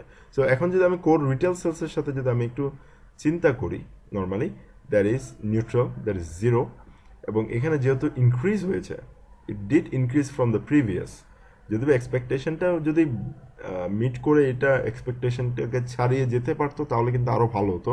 বাট যেহেতু এটা ছাড়িয়ে যেতে পারেনি, বাট এটা অলরেডি আপনার 0.3 থেকে 0.5 পর্যন্ত গিয়েছে, সো এখানে আমরা +0.5 দিতে পারছি, +1 দিতে পারছি না, কারণ এক্সপেকটেশনটাকে আমরা ছাড়িয়ে যেতে পারি নাই, ঠিক আছে। বাট যেহেতু আমরা আমাদের প্রিভিয়াস ভ্যালু থেকে বেশি, তো আমরা +0.5, সো 0.5 মানে অলরেডি আমাদের একটা নিউট্রাল মোমেন্টামের মধ্যে আছে, বাট নিউট্রাল থেকে একটু ভালো, একটা নিউট্রাল এবং একটা নিউট্রাল থেকে একটু ভালো। তো সেই ক্ষেত্রে দেখা যাচ্ছে ওভারঅল বায়াসটা কিন্তু it's a kind of a positive, ঠিক আছে। It's like this kind of candle, like পিনবার টাইপের, যে নেগেটিভ ছিল বাট একটু আবার উপরে উঠে গেছে। সো এরকম যদি হয়, দেখবেন প্রথম ইম্প্যাক্টটাই কিন্তু পড়বে উল্টো দিকে, এবং উল্টো দিকে পড়ার পর অলরেডি কিন্তু আমাদের 0.5 পজিটিভ আছে, এবং আগামীতে যখন দেখবেন আপনি কোনো একটা ডাইভারজেন্স যদি এখানে ফর্ম করতে দেখেন, এই পাশাপাশি টেকনিক্যালি দেখলাম যে আমরা একটা ডাইভারজেন্স ফর্ম করছে, সাথে সাথে আমরা কোনো একটা প্রাইস অ্যাকশন ওয়েপনের পরে আমরা নিউজটাকে ফলো করা শুরু করবো। Remember, news being the leading indicator, এটাই হচ্ছে যে নিউজ ছিল 0.5 প্লাস, দ্যাট মিনস প্রাইস আবার উপরের দিকে চলে যাচ্ছে, মানে আবার এই কারেন্সির ফেভারে চলে যাচ্ছে, ঠিক আছে। সো এই জিনিসগুলো কিন্তু একটু বুঝার ব্যাপার স্যাপার আছে। সেটা হচ্ছে ফার্স্ট থিং ফার্স্ট, নাম্বার 1, সেটা হচ্ছে আপনাকে যে হাই ইম্প্যাক্ট নিউজগুলো আছে এগুলোকে প্লাস মাইনাস করে আপনাকে একটা পয়েন্ট বের করতে হবে, যেটা আসলে পজিটিভের পয়েন্ট নাকি নেগেটিভের point. It's +1 or +0.5 or -1 or -0.5 or -2, -5। ওই কারেন্সির হাই ইম্প্যাক্ট নিউজগুলো প্লাসের দিকে আছে নাকি মাইনাসের দিকে আছে, ওই জিনিসটা একটু বুঝে নিতে হবে, ঠিক আছে। আর এটা অ্যাকচুয়ালি যে হাই ইম্প্যাক্ট নিউজের উপর আমি এই জন্য বললাম যে হাই ইম্প্যাক্ট নিউজের আসলে প্রভাবটা একটু বেশি থাকে। আপনি এটাকে মিডিয়াম ইম্প্যাক্ট নিউজের সাথে high impact news plus minus করতে পারেন, ইট ডাজন্ট ম্যাটার, কারণ ইউরোর যদি আপনি কথা বলেন, ইউরোতে কিন্তু বেশিরভাগই লো ইম্প্যাক্ট এবং মিডিয়াম ইম্প্যাক্ট নিউজ থাকে। তো সেক্ষেত্রে ইউরোর ব্যাপারে আপনি মিডিয়াম ইম্প্যাক্ট নিউজগুলোকে ধরতে পারেন। খুব কম থাকে যে অ্যাকচুয়ালি হাই ইম্প্যাক্ট কোনো একটা নিউজ হয় বা রিপোর্ট হয়। আর ইভেন্টের ক্ষেত্রে কিন্তু এই ফান্ডামেন্টাল ডাইভারজেন্স আপনার কোনো কাজ দিবে না, কারণ পাওয়েল কি বলছে, ড্রাগি কি বলছে, এই জিনিসগুলো কিন্তু আপনি একটা সংখ্যায় ফেলতে পারবেন না। বাট এইসব টাইপের যেগুলো রিপোর্ট আমরা দেখি, এগুলোকে কিন্তু আপনি প্লাস মাইনাস করতে পারছেন। নেগেটিভ যদি আসে, মানে কমে যদি যায় প্রিভিয়াস থেকে, তাহলে এটা মাইনাস, আর যদি প্রিভিয়াস থেকে বেড়ে যায় তাহলে প্লাস। যদি এক্সপেকটেশন হিট করে তাহলে +1, আর যদি এক্সপেকটেশন কম হিট না করে বাট অলরেডি প্রিভিয়াস থেকে বেড়েছে, তাহলে +0.5 or -0.5, এরকম টাইপের আমাদের ক্যালকুলেশনটা হয়। তো এটা জাস্ট একটা ক্যালকুলেটর দিয়ে অথবা মোবাইলের নর্মাল ক্যালকুলেটর দিয়ে আপনি এটা ক্যালকুলেট করে নিতে পারবেন। জাস্ট এই জিনিসটা করতে অ্যাকচুয়ালি ট্রেডিং ডে এর পর, আপনার পুরো দিনটা চলে গেল, ট্রেড হয়ে গেল, আপনি ধরেন জিবিপি নিয়ে কাজ করছেন, জিবিপির সেশনটা শেষ হয়ে গেল রাতের 8টা 9টার দিকে বাংলাদেশিটায়, আপনি বসে এটা ক্যালকুলেট করে ফেলতে পারলেন, ঠিক আছে, ক্যালকুলেট করে দেখলেন যে আসলে কি অবস্থা, ওইটার উপর বেস করে যদি আপনি টেকনিক্যালি প্রাইস অ্যাকশন কনটেক্সট এবং অন্যান্য ডাইভারজেন্স নিয়ে যদি আপনি জিনিসটা বুঝতে পারেন যে না এই জিনিসটা হয়ে গেছে, সো এখন আমাদের ওভারঅল ফান্ডামেন্টালি +1 or -1 or +0.5 এই জিনিসগুলো যদি হয়, তখন আমি ওই বায়াসটা মাথার মধ্যে এই জিনিসটা ধরে রাখতে পারবো যে ফান্ডামেন্টাল ডাইভারজেন্স অনুযায়ী this currency is bullish or this currency is bearish, right? Very simple. So এই জিনিসটা একটু মাথায় রেখে অ্যাকচুয়ালি কাজ করতে হবে। সো যদি দেখেন যে মার্কেট আপনার এগেনস্টে যাচ্ছে, আপনি যেটা প্লাস মাইনাস করে বের করলেন এর এগেনস্টে যদি যায়, একটু ধৈর্য ধরবেন, একটু টেকনিক্যালের হেল্প নেবেন, প্রাইস অ্যাকশন কনটেক্সটের হেল্প নেবেন, দেখবেন যে আবার এটা কাউন্টার করে খুব সুন্দর আপনি যেদিকে চাচ্ছিলেন বা ফান্ডামেন্টাল যেদিকে দেখিয়েছিল সেদিকে কিন্তু চলে যায়। সো ডাইভারজেন্সের ব্যাপারটাই কিন্তু একই রকম। আমরা যদি চার্টে আমরা যেটা টেকনিক্যাল ডাইভারজেন্সগুলো করি ঠিক একই রকম, প্রথমে দেখা যায় উল্টা দিকে যাচ্ছে, at the end of the day it follows the MACD. So in here fundamental divergence এর দিকেও at the end of the day দেখবেন the fundamentalটাই ফলো করছে, ঠিক আছে? সো অনেকে বলতে পারেন যে আসলে ভাই এটার অ্যাকুরেসিটা কেমন, it has good accuracy like 70 to 80%, but অন্যান্য প্রাইস অ্যাকশন কন্টেক্সট বা আপনার টেকনিক্যাল প্রাইস অ্যাকশন চার্টের সাথে যদি তুলনা করেন সেক্ষেত্রে অ্যাকুরেসিটা একটু কম, যেখানে আমরা 90-95% বলি, ওই তুলনায় একটু কম, বাট ইট ডাজ হেল্প। এটা আমার অনেক সময় অনেক কিছু হেল্প করেছে, এবং নিউজ যারা ফান্ডামেন্টাল নিয়ে অত বেশি পড়ে থাকতে চান না, এই প্লাস মাইনাসের জিনিসটা কিন্তু অনেক হেল্প করে, অ্যান্ড আই থিঙ্ক আপনাদেরকে এই জিনিসটা অনেক বেশি হেল্প করবে। Then comes a new technique again, secret number 3, divergence trade management. এটা পুরোপুরি একটা ট্রেড ম্যানেজমেন্টের উপরে, কারণ ডাইভারজেন্সে আসলে যতটুকু আপনারা অলরেডি আইডেন্টিফাই করার মতো ডাইভারজেন্স আছে, even with the fundamental divergence সব কিছুই দেখানো হয়ে গেছে, but secret number 3 divergence trade management, এটা কিন্তু অনেক ইম্পর্টেন্ট একটা ট্রেড ম্যানেজমেন্ট থিওরি, এবং এটা mainly investor trade management theory হিসেবে এটা জানা হয়। সো এই থিওরি বা এই সিক্রেট নাম্বার 3, এই ট্রেড ম্যানেজমেন্ট বা এই রকম ডাইভারজেন্সের যে ট্রেডিং মেথোডোলজি, এটা যদি আপনি অ্যাপ্লাই করতে চান সেক্ষেত্রে আপনাকে অবশ্যই একটা জিনিসের উপরে অনেক বেশি দক্ষ থাকতে হবে, that is drawing levels. So এই কোর্সটা বা এই ভিডিওটা আমি আরও আগে কেন দিই না, এর পিছনে একটা বড় কারণ হচ্ছে যে অনেকেরই এখন পর্যন্ত লেভেলিং নিয়ে অনেক বেশি কনফিউশন থাকে। সো লেভেল যদি আপনি প্রপারলি আঁকতে না পারেন, আপনার লেভেলটা যদি প্রপার না হয়, আপনি যদি স্ট্রং লেভেল, উইক লেভেল এগুলোর পিছনে যদি আপনি ডিফারেন্সিয়েট করতে না পারেন, তাহলে কিন্তু বোঝা যাচ্ছে যে অলরেডি আপনি কিন্তু অত বেশি ইমপ্রুভ করেননি। সো যারা এখনও লেভেল আঁকতে কষ্ট হয় বা যারা এখনও লেভেল অত ভালো মতো আঁকতে পারেন না, তাদের জন্য সিক্রেট নাম্বার 3টা অনেক টাফ হয়ে যাবে। সো যারা অলরেডি আঁকতে পারেন লেভেল এবং লেভেলটা ইউটিলাইজ করতে পারেন, লেভেল থেকে ডাইভারজেন্স বের করতে পারেন, তাদের জন্য secret number 3 will be a blessing. Okay, so আমরা শুরু করি। সিক্রেট নাম্বার 3 জন্য আমাদের মেইনলি লাগবে 3টা ইম্পর্টেন্ট লেভেল। ইম্পর্টেন্ট লেভেলের মধ্যে অফকোর্স কি লেভেল তো নর্মালি অনেক বেশি দূরত্বের মধ্যে হয়, একদম হাইয়েস্ট বা লোয়েস্ট পয়েন্ট। সো কি লেভেল কিন্তু 3টা ব্যাক টু ব্যাক পাওয়া সম্ভব না। সো 3টা ব্যাক টু ব্যাক পাওয়া যায় mainly event level. So event level অথবা নিয়ার টার্ম লেভেল যদি একই লেভেলকে 2-3 বার করে টাচ হয়, মিনিমাম 2বার যদি টাচ হয় তাতেই তো আমরা লেভেলটাকে শনাক্ত করতে পারি, বাট এই ক্ষেত্রে যদি 3বার বা তার অধিক টাচ করা কোনো একটা লেভেল থাকে, সেক্ষেত্রে আমাদের এই সিক্রেট নাম্বার 3 যে লেভেল রিকোয়ারমেন্টটা থাকে সেটা কিন্তু ফুলফিল হয়।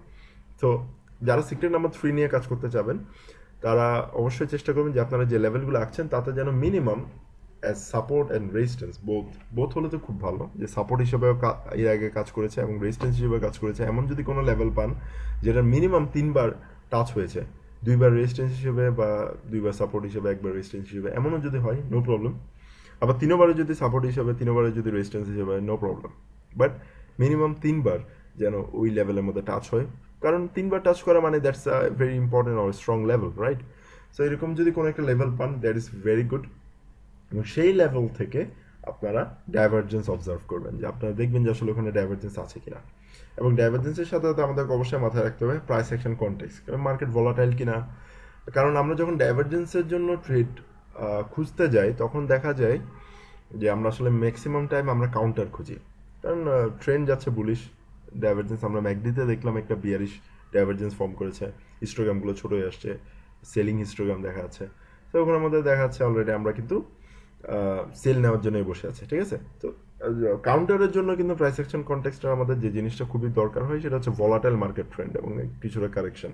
সো এই জন্য এই জিনিসগুলো যদি আমরা ওখানে না পাই, আমরা যদি দেখি যে একদম নন ভোলাটাইল বাট একটা স্ট্রং লেভেলের কাছাকাছি যাচ্ছে, নন ভোলাটাইলে যতই আপনার স্ট্রং লেভেল হোক না কেন, 20 এম এ যেসব ক্যারিগুলো হয়, আমরা প্রি ব্রেকআউট স্ট্র্যাটেজি বা প্রি ব্রেকআউট টেকনিক্সগুলো যেগুলো আমরা এর আগের ভিডিওগুলোতে আমরা ডিসকাস করেছি, সেইখানে কিন্তু অলরেডি বলা আছে যে নন ভোলাটাইল যদি ট্রেন্ড হয়, যতই স্ট্রং লেভেল থাকুক না কেন, ওইটা কিন্তু ব্রেক করার কোনো ব্যাপার হয় না। ঠিক আছে, ব্রেক করে তারপরে ধরেন আবার রিটেস্ট করে আবার কাউন্টার ট্রেন্ড মোমেন্টাম কন্টিনিউ করে।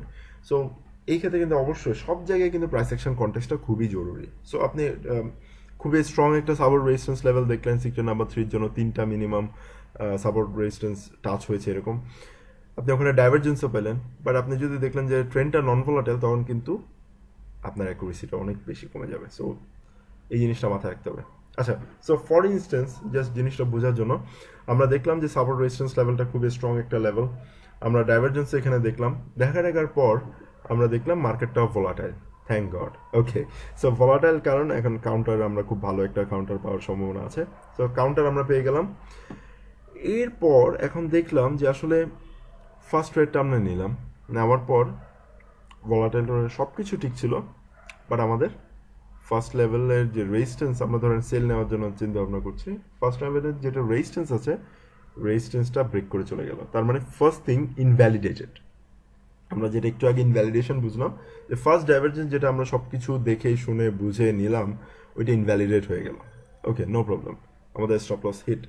ওকে, সেকেন্ড, আপনি যদি কিছু ট্রেড ম্যানেজ করে যদি আপনি ব্রেক ইভেন নিয়ে বেরিয়ে যেতে পারেন, that is also good, but যদি না হয় স্টপ লস হিট। ওকে, নো প্রবলেম। সেকেন্ড লেভেল আরও একটা একই রকম টাইপের, আপনি একটা লেভেলের উপরের দিকে একটা পেলেন, পাওয়ার পর আপনি ওইটা থেকে আবার সেল নিলেন, আবার ডাইভারজেন্স দেখছেন। অফকোর্স ডাইভারজেন্স দেখতে হবে, শুধু লেভেল দেখে যে 3টা লেভেলে 3টা লেভেলে গেলে যে আমি সেল নিব এমন না, লেভেলে গেল, ডাইভারজেন্সও দেখলাম, ভলাটাইল আবার দেখলাম, আবার সেল নিলাম, আবার দেখি আমাদের রেজিস্ট্যান্স হিট এবং রেজিস্ট্যান্সটাকে ব্রেক আউট করে চলে আছে, 2বার ধরা। ওকে, 3বার যখন গেল, তৃতীয়বারে কিন্তু দেখা যায় যে ওই জায়গায় গিয়ে একই রকম অবস্থা করে, এবং প্রিভিয়াসলি আরো 2টা ডাইভারজেন্স ফেল করে আসছে, রাইট, ইনভ্যালিডেট করেছে, এবং তৃতীয়বারের ডাইভারজেন্সটা ইট রিমেন্স সো স্ট্রং, এবং আপনি যদি লেভেলটা প্রপার পান, তার মানে ওই লেভেল থেকে কিন্তু যেটা নামবে, just listen to me carefully, third level যেটা আছে, থার্ড রেজিস্ট্যান্স, সেই রেজিস্ট্যান্স থেকে যখন আমরা একটা বিয়ারিশ ডাইভারজেন্স পেলাম, আবার প্রথম 2বারের মতন একই রকমভাবে, আবার একই রকমভাবে ভলাটাইল মার্কেট হয়ে গেল, আবার একই রকমভাবে মার্কেট কারেকশনে চলে গেছে, ঠিক একই রকমভাবে যখন আবার মার্কেটটা ঘুরে নিচের দিকে আসা শুরু করে, তখন your first target would be the first resistance you hit for. তার মানে হচ্ছে আপনি থার্ড লেভেল রেজিস্ট্যান্স থেকে যখন আপনি এটা সেলটা নিলেন, তখন আপনার ফার্স্ট টার্গেট হবে আপনি যে প্রথম যে ডাইভারজেন্সটা ফর্ম করেছিল, যে প্রথম লেভেলে যেটা ফার্স্ট আমাদের ডাইভারজেন্সটা যেটা রিজেক্ট হয়েছিল, ইনভ্যালিডেট হয়েছিল, সেই লেভেলে আপনার ফার্স্ট টার্গেট হবে। তার মানে মার্কেটটা ঘুরে ঠিক সেই লেভেলে আবার আসবে, that is called a 0 point trading. ঠিক আছে, so most of the time দেখবেন আসলে আপনাকে থার্ড রেজিস্ট্যান্স পর্যন্ত যেতে হয় না, সেকেন্ড রেজিস্ট্যান্সে ম্যাক্সিমাম টাইম, যদি আপনি সব কিছু ম্যাচ করে দেখেন, যে সেকেন্ড রেজিস্ট্যান্সে ম্যাক্সিমাম টাইম দেখবেন আপনার ডাইভারজেন্স কাজ করে ফেলছে, এবং তা আবার ফার্স্ট লেভেল পর্যন্ত চলে আসে, ওইটা আমি আবার ফার্স্ট টার্গেট হিসেবে ধরি। এরপর ফার্স্ট টার্গেট হিসেবে কেন ধরবো না, আপনি যদি প্রাইস অ্যাকশন কনটেক্সট হিসেবে চিন্তা করেন, একটা স্ট্রং লেভেল আছে, তো ওইটাকে অফকোর্স আমি ফার্স্ট লেভেল হিসেবে ধরবো, রাইট, বাট যখন থার্ড লেভেল থেকে যখন ডাইভারজেন্সটা ফর্ম করে, সেটা যখন স্ট্রংলি মুভ হয়, তখন কিন্তু সেকেন্ড লেভেলটা অত বেশি পাত্তা পায় না, normally it really finds a value, এবং সেটা কিন্তু একদম ফার্স্ট যে লেভেলটা থাকে, যেটা ফার্স্ট রেজিস্ট্যান্স ছিল, সেটা এখন আমাদের ফার্স্ট টার্গেট হয়ে যায়, এবং সেটা ফার্স্ট সাপোর্ট হিসেবে আমাদের কাজ করে। সো ওইখানে এসে কিন্তু মার্কেটটা থেমে যায়, এবং ওখানে এসে আমরা ফার্স্ট টার্গেটের একটা টেক প্রফিট হিট করতে পারবো। ঠিক আছে, এর পাশাপাশি যদি আপনি প্রি ব্রেকআউটের স্ট্র্যাটেজি যদি আপনার মাথায় থাকে, ওই জিনিসগুলোকে যদি আপনি একটু ফলো করেন, দেখবেন ওই লেভেলটাও যদি ব্রেক করে, আপনি প্রথম ডাইভারজেন্সের যে টার্গেটটা নিয়েছিলেন সেই টার্গেট পর্যন্ত চলে যাবে। সো লিসেন, জাস্ট মার্কেটের সাইকেলটা একটু চিন্তা করেন, যে আসলে মার্কেটটা কি পরিমাণ একটা সাইকেলের মধ্যে দিয়ে আছে। ঠিক আছে, সো একটু ইলাস্ট্রেশনটা দেখায় এখানে আসলে জিনিসটা কি হচ্ছে। ওকে, সো নর্মালি এখানে আমরা যদি একটু দেখি যে ফার্স্ট আমরা একটা ডাইভারজেন্স পেলাম, ওকে। সো এখান থেকে আমরা একটা ডাইভারজেন্স পেলাম, এটা হচ্ছে first level, this is second level and this is third level. So এখানের মধ্যে আমরা যদি একই রকমভাবে দেখি, এখানে ফার্স্ট লেভেল যেটা আছে সেই ফার্স্ট লেভেলের মধ্যে আমরা একটা ডাইভারজেন্স পেলাম, খুব সুন্দর ডাইভারজেন্স। বাট এটা কি করলো আবার 20 MA ক্যারি ছিল, যদি বা ভলাটাইল ছিল ভালোই, 20 MA ক্যারি ছিল, এটা আবার উপরে উঠে আবার নিচে নেমে কোনো মতে যেটাই হোক এটা আর কন্টিনিউ করে না, আমাদের যেটা টার্গেট ছিল টার্গেটে হিট করে নাই, হিট না করে সে কিন্তু আবার উপরে চলে যায়, উপরে চলে যাওয়ার পর আরেকটা ডাইভারজেন্স ফর্ম করে আবার মার্কেট ভলাটাইল হয়ে যায়, ঠিক আছে। এবং সেই মার্কেট ভলাটাইল হওয়ার পর যখন প্রাইসটা নিচে নামে, it went like a cycle, এবং এটা এত স্ট্রংলি নিচে নেমেছিল, ইট ওয়াজ লাইক, আমি আসলে ভিডিওটা যখন আমি স্ক্রিনশটগুলো নিচ্ছিলাম তখন অ্যাকচুয়ালি ইট ওয়াজ নট, কী বলবো, তখন এই জিনিসটা হয় নাই। বাট এরপরে যখন দেখলাম actually it was quite strong, এবং এটা সবসময় কিন্তু স্ট্রং হয়। আই বিলিভ যে সেকেন্ড লেভেল যখন হিট করে, সেকেন্ড লেভেল যখন রিজেক্ট করে, ইট ওয়ার্কস লাইক স্ট্যাম, ঠিক আছে। থার্ড লেভেল খুব কম হয় যে থার্ড লেভেল পর্যন্ত গিয়ে মার্কেটটা ফিরে আসে, বাট ইউজুয়ালি সেকেন্ড লেভেল থেকে জিনিসটা ফিরে আসে, ঠিক আছে। তো এখানে দেখলাম কি ফার্স্ট লেভেলে অলরেডি প্রাইসটা হোল্ড করতে পারে না, আমাদের টার্গেটটা হিট করে না, আবার উপরের দিকে চলে গেল। আপনি যদি ট্রেড ম্যানেজমেন্টে ভালো হন, কিছু প্রফিট নিয়ে বের হলেন, না হলে ব্রেক ইভেন করে বের হলেন, আর যদি আপনি একদম গা ছাড়া ভাব হয়, আপনি অবশ্যই এটাতে কোনো একটা স্টপ লস হিট করে বের হলেন। সেকেন্ড যখন বিয়ারিশ ডাইভারজেন্স হয়, তখন আপনি দেখলেন আবার ট্রেডটা নিলেন সুন্দর একটা ভালো অবস্থান থেকে প্রাইস অ্যাকশন কন্টেক্সটের উপরে বেস করে, এরপর আপনি দেখলেন যে না আপনার টার্গেট হিট করে ফেলছে, ওকে। আর সেকেন্ডেও যদি একই রকম অবস্থা হয়, আবার থার্ডটা পর্যন্ত যাবেন। আরেকটা জিনিস যেটা বলে রাখা ভালো, থার্ডের পরে যদি অ্যাকচুয়ালি দেখেন যে না এটা হচ্ছে না, তার মানে বুঝে নিতে হবে ভাই আমরা যে ডাইভারজেন্সগুলো দেখতেছিলাম হয়তো আমাদের কোনো একটা ভুল ছিল, আমাদের হয়তো বা ডাইভারজেন্স আন্ডারস্ট্যান্ড করতে ভুল হয়েছে, অথবা আমাদের লেভেলগুলো আঁকতে ভুল হয়েছে, বা লেভেলগুলো আইডেন্টিফাই করতে ভুল হয়েছে, আমি প্রপার লেভেলগুলো আমি আইডেন্টিফাই করতে পারিনি। এই জিনিসগুলো একটু মাথায় রাখতে হবে, ঠিক আছে। আর আমি আপনাদেরকে যে টেকনিকটা বললাম, that is secret number 3, secret number 3-র জন্য কিন্তু অনেক স্ট্রং একটা ট্রেড ম্যানেজমেন্ট সাইকোলজির দরকার, যে সে কিন্তু এই পরপর তিনটা ট্রেড লস নিয়ে, বা দুইটা ট্রেড পরপর লস নিয়ে থার্ড ট্রেড একই দিকে নেওয়ার চিন্তা কিন্তু সবাই করবে না। এটা একটু অ্যাডভান্স লেভেলের ট্রেডিং মেথোডোলজি, এবং এটাকে কিন্তু অনেক ডাইভার্স, মানে কি বলবো, একদম অনেক ডেপথে কিন্তু এটা নিয়ে আসলে কাজ করা হয়েছে অলরেডি, আমি নিজেও করেছি, এবং অলরেডি রিসেন্টলি আমি এটা নিয়ে অনেক বেশি কাজ করছি।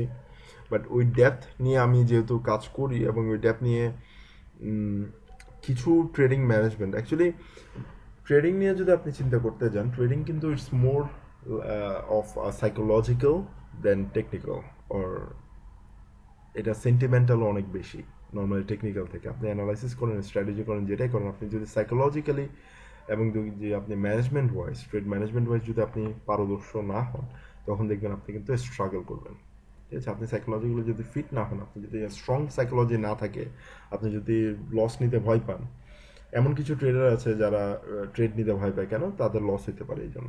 এইটা এরকম যদি একটা মেন্টাল সাইকোলজি থাকে, তাহলে কিন্তু আপনি আগাতে পারবেন না। অনেক ভালো ভালো ট্রেড দেখবেন আপনি আপনি কনফিউশনের জন্য আপনি ট্রেডটা নিতে পারেন না, বাট আপনি যেদিকে চিন্তা করতেছিলেন ওদিকে কিন্তু ট্রেডটা আলটিমেটলি যায়। সো এরকম কিন্তু ব্যাপার স্যাপারগুলো আছে, এটার জন্য কিন্তু স্ট্রং ট্রেড ম্যানেজমেন্ট সাইকোলজি লাগবে। আবার স্ট্রং ট্রেড ম্যানেজমেন্ট সাইকোলজি মানে এটা না যে আপনি গা ছাড়া ভাব হয়ে যাবেন, আপনি যেটা ইচ্ছে তেমন ইচ্ছা, যেমন ইচ্ছা তেমন ট্রেড নেবেন, ভালো ট্রেড ফরমেশন না হওয়া, কমপ্লিট হওয়ার আগে আপনি ট্রেড নিলেন, এমন কিন্তু না। সব কিছু বুঝে শুনে প্ল্যান প্রিপেয়ার করে দেন আপনাকে ট্রেডটা নিতে হবে, এবং ট্রেড নেওয়ার সময় ভয় পাওয়া যাবে না, ঠিক আছে। আর ট্রেড ম্যানেজমেন্ট স্কিল যাদের ভালো নেই, যাদের অলরেডি প্রাইস অ্যাকশন কন্টেক্সট নিয়ে আরও একটু ক্ল্যারিফিকেশনের দরকার, অবশ্যই আমার সাথে যোগাযোগ করতে পারেন, আমার সাথে কোয়েশ্চেন আনসার বা ইমেল করতে পারেন, কোনো প্রবলেম নেই। বাট যাদের এখনও ট্রেড ম্যানেজমেন্ট নিয়ে একটু প্রবলেম হয়, সাইকোলজিক্যালি এখন একটু দুর্বল, প্রাইস অ্যাকশন কন্টেক্সট নিয়ে এখনও কনফিউশন আছে, এমন যদি কেউ হয়, তার এই সিক্রেট নাম্বার 3টা অ্যাপ্লাই না করার জন্য আমি অনুরোধ করবো।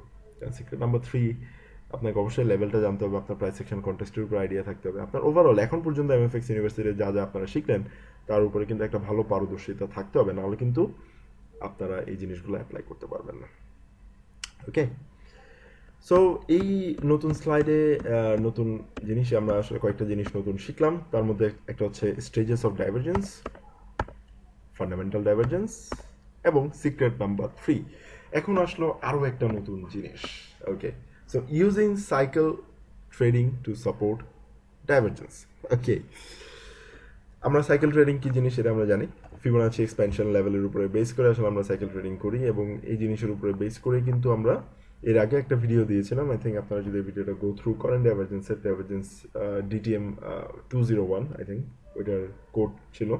সো ওই ভিডিওটা যদি আপনারা গো থ্রু করেন, আই থিঙ্ক আপনারা জানবেন যে আসলে সাইকেল ট্রেডিং কাকে বলে, এবং এই সাইকেল ট্রেডিং নিয়ে আসলে কিভাবে কাজ করা যায়। এবং এটা আসলে আপনাদের ফোর্থ কোয়ার্টার যেটা একটা ভিডিও ছিল, ফোর্থ কোয়ার্টার ভিডিওটাতে এটা একটু ডিফাইন বা এক্সপ্লেন করা হয়েছিল। সো যাই হোক, সো সাইকেল ট্রেডিং এর সাথে আপনারা অনেক আগে থেকে পরিচিত। সো সাইকেল ট্রেডিং ডাইভারজেন্সকে কিভাবে সাহায্য করে, ঠিক আছে। সাইকেল ট্রেডিং এর মধ্যে একটা জিনিস অবশ্যই যেটা দরকার, ফোর্থ কোয়ার্টারে আমি জিনিসটা বলেছিলাম যে আসলে ওয়েভ ক্যালকুলেশনের যেটা ব্যাপার, যে আসলে ইম্পালসিভ ওয়েভ কতটুকু পর্যন্ত হয় এবং কারেক্টিভ ওয়েভ কতটুকু পর্যন্ত হয়, এবং কারেক্টিভ ওয়েভ কখন আমরা কোনো একটা ওয়েভকে কারেক্টিভ বলতে পারবো, কখন একটা আমরা ওয়েভকে ইম্পালসিভ বলতে পারবো, এই জিনিসগুলো আমি অলরেডি ডিসকাস করেছি। সো এইগুলো এখন এখানের মধ্যে আমি বার্ডেন আপনাদের জন্য করব না। আপনারা যদি রেফার করতে হয় প্রিভিয়াস ভিডিওগুলোতে একটু রেফার করবেন, আই থিঙ্ক আপনারা সব কিছু বুঝতে পারবেন। সো এই ক্ষেত্রে যদি আমরা একটু দেখি, এই চার্টটা কিন্তু আপনারা একটু আগে দেখলাম আমার এখানে, রাইট। সো একই চার্ট যদি আমরা এখানে একটু দেখি, এখানে আমরা দেখতে পাচ্ছি অলরেডি আমরা একটা সাইকেল ফিবোনাচি এক্সপেনশন আমরা এখানে আঁকলাম। This level is 61.8, this is 100 level. So normally আমরা 61.8 এবং 100 লেভেল থেকে অ্যাকচুয়ালি আমরা ডাইভারজেন্স যদি ফর্ম করে তখন আমরা সেল করার চিন্তা ভাবনা করি। সো নর্মালি যদি আমরা সাইকেল ছাড়া আমরা যদি ডাইভারজেন্সের ট্রেডটা করতাম, তাহলে আমাদের নর্মালি এই কোনো একটা লেভেলের কাছাকাছি বা এই ক্যান্ডেলের কাছাকাছি এসে যখন আমরা এখানে ডাইভারজেন্সও দেখলাম, একটা বিয়ারিশ বড় ক্যান্ডেল দেখলাম, আমরা সাথে সাথে এখানে একটা সেল নেওয়ার কথা, এবং আমাদের স্টপ লস হওয়ার দরকার ছিল এর উপরে, রাইট। সো এর পরপরে আমরা আসলে এখানে দেখতে পেলাম যে না, অফকোর্স এটা ইনভ্যালিডেট হয়ে গেছে, এবং ইনভ্যালিডেট হয়ে যাওয়ার পর অলরেডি আমাদের স্টপ লসটা হিট করেছে, ঠিক আছে। এখানে আসলে ব্রেক ইভেন নেওয়ার মতন আসলে কোনো অবস্থাই কিন্তু এখানে ছিল না, অলরেডি আমাদের ডিরেক্ট স্টপ লস হিট করার অবস্থা। বাট এখন আপনি যদি মনে করেন যে না, আমি একটু জিনিসটা ফিল্টার করে দেখি যে আসলে ফিবোনাচি এক্সপ্যানশন বা সাইকেল ট্রেডিং এর মধ্যে গিয়ে আসলে আমরা এটা কেমন ভালো একটা অবস্থানে দেখতে পাচ্ছি জিনিসটা, তেমন যদি আপনি একটু চিন্তা করেন, তাহলে দেখেন আপনার যদি ফিবোনাচি এক্সপ্যানশনটা কি, দিস ইজ ইম্পালসিভ।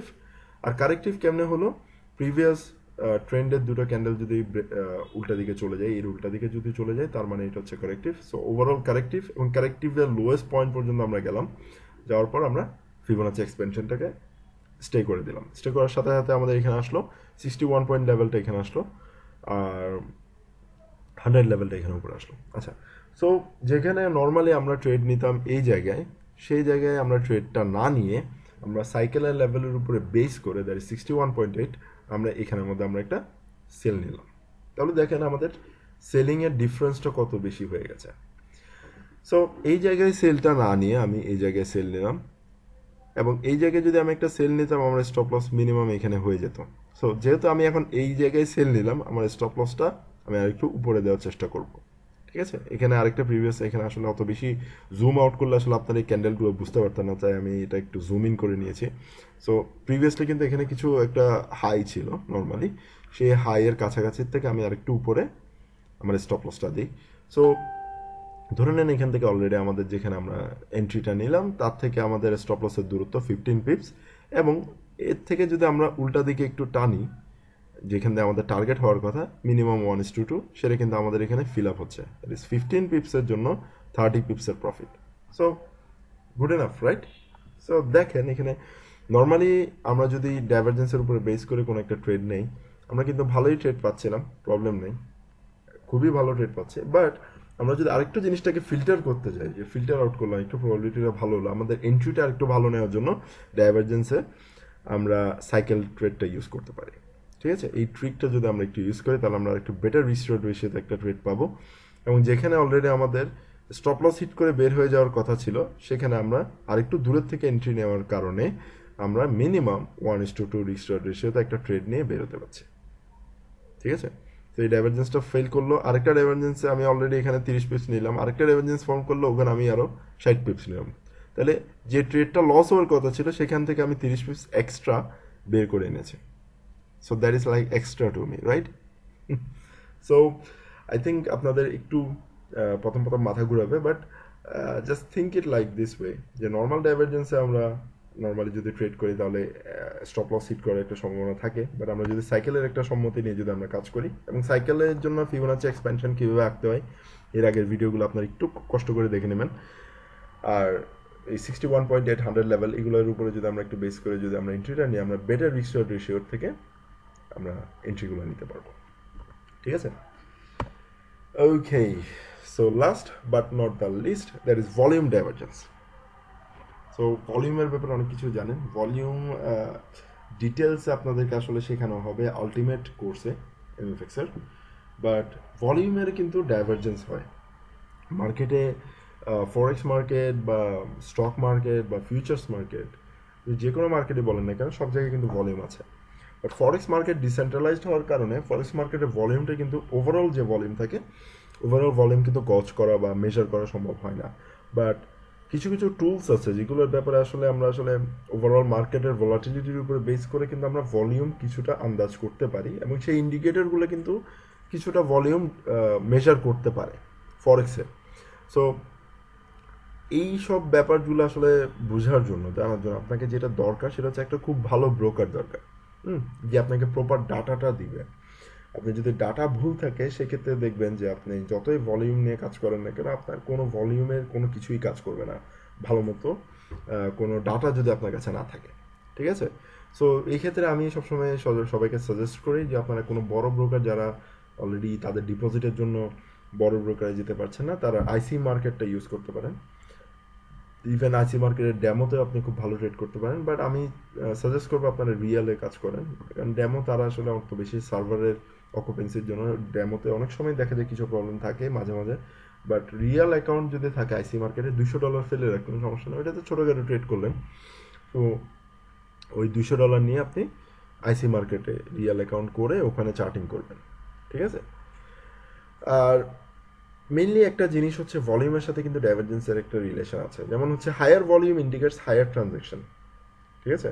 তার মানে হচ্ছে কোনো দিকে যদি দেখেন যে একটা ইম্পালসিভ মোমেন্টাম, তার মানে হচ্ছে ওখানের মধ্যে অনেক বেশি টাকা ঢালা হচ্ছে।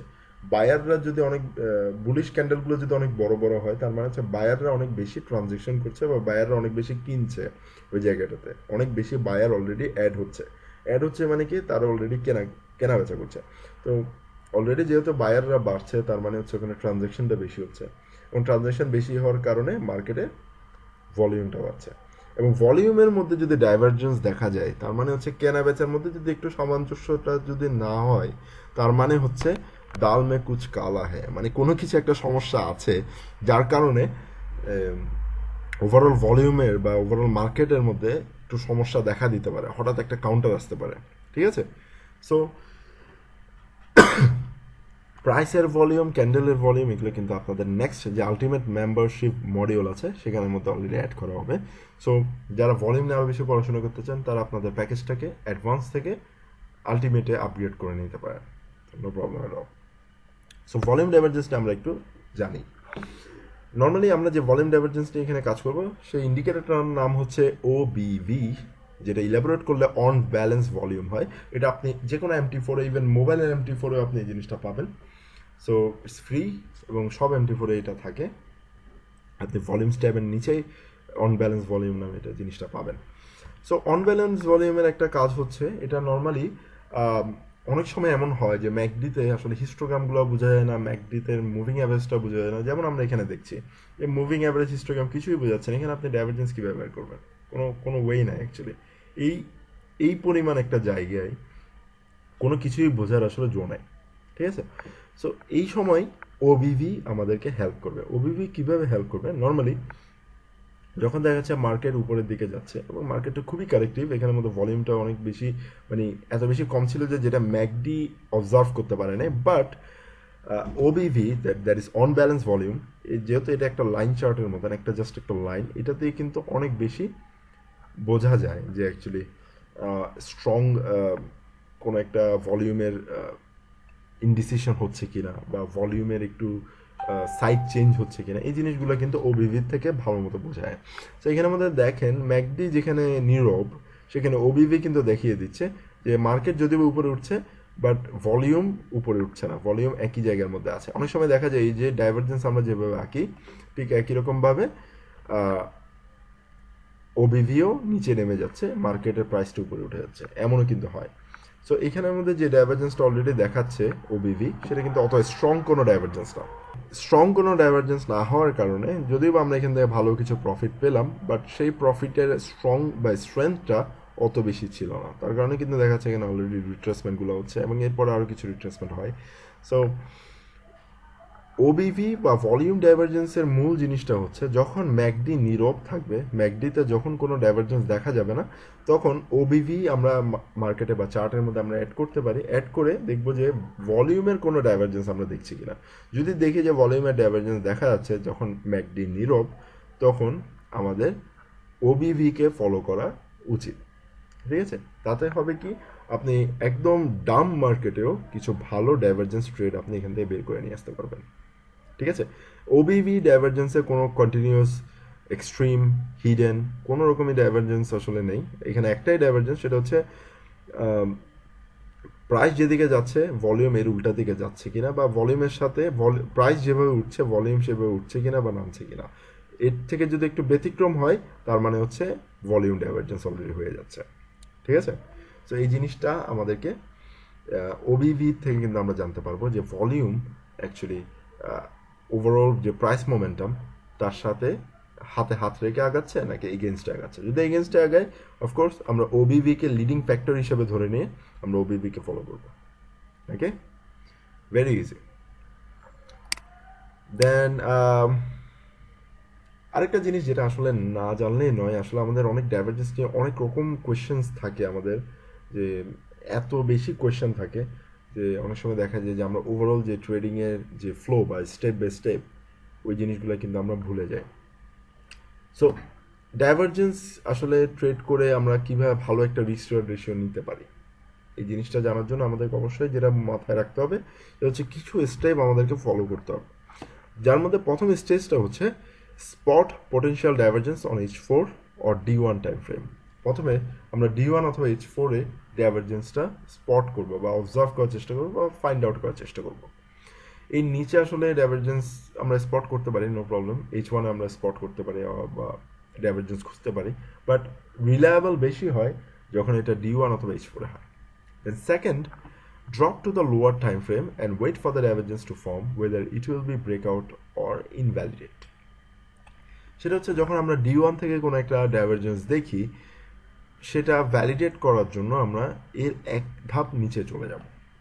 ঠিক আছে, কারণ যখন কোনো একটা ডাইভারজেন্স শুরু হয় তখন আসলে লোয়ার টাইম ফ্রেমগুলোর থেকেই শুরু হয়। ধরেন আপনি D1-এ ডাইভারজেন্স ফর্ম করার আগে H4 H1-এ এর আগের থেকেই ডাইভারজেন্স ফর্ম করা শুরু করে দেয়। এটা আস্তে আস্তে ফর্ম করতে করতে তখন D1-এর দিকে যায়, কিন্তু অনেক দেরি হয় নর্মালি।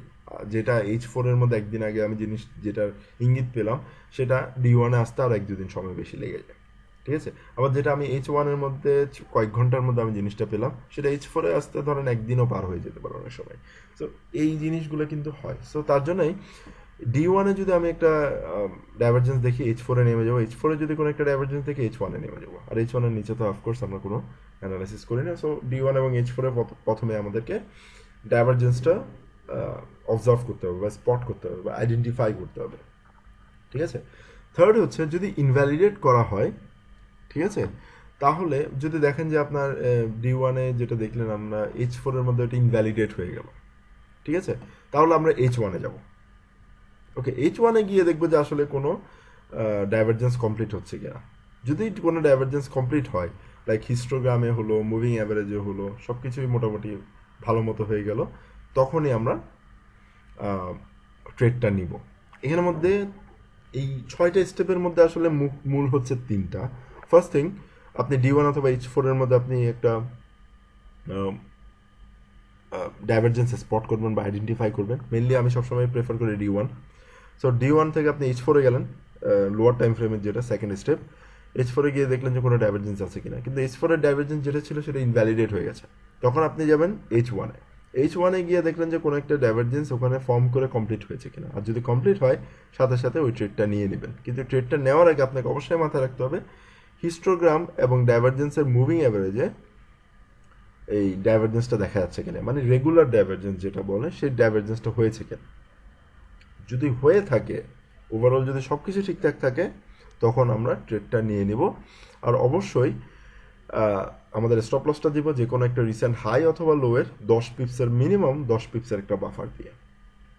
ঠিক আছে, তো আমি এই জিনিসটা আরেকটু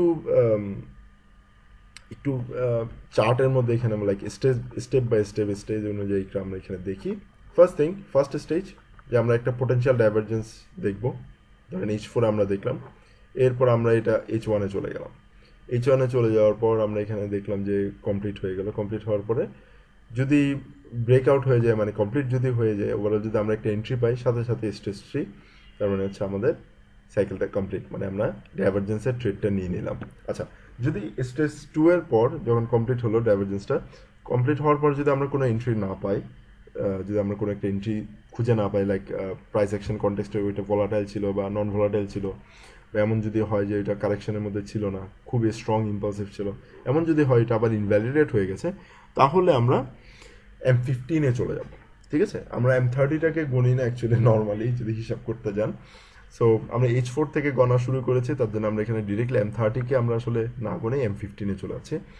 M15 এ যাবো। M15 এ যদি আমি দেখি যে কোনো একটা ডাইভারজেন্স আসছে, এরপর এটা যদি কমপ্লিট হয় সাথে সাথে আমরা একটা এন্ট্রি নিয়ে নেবো। আর যদি ওইটাও কমপ্লিট না হয়, ঠিক আছে, ওইটা আমরা আবার M5 এ চলে যাব। দেখেন একটার পর একটা কিন্তু আমরা নামতেছি, নামতে নামতে দেখলাম যে M5 এ চলে গেল। M5 এ যদি কমপ্লিট হয়, নর্মালি M5 এর ডাইভারজেন্স প্রায় সময় কমপ্লিট হয়।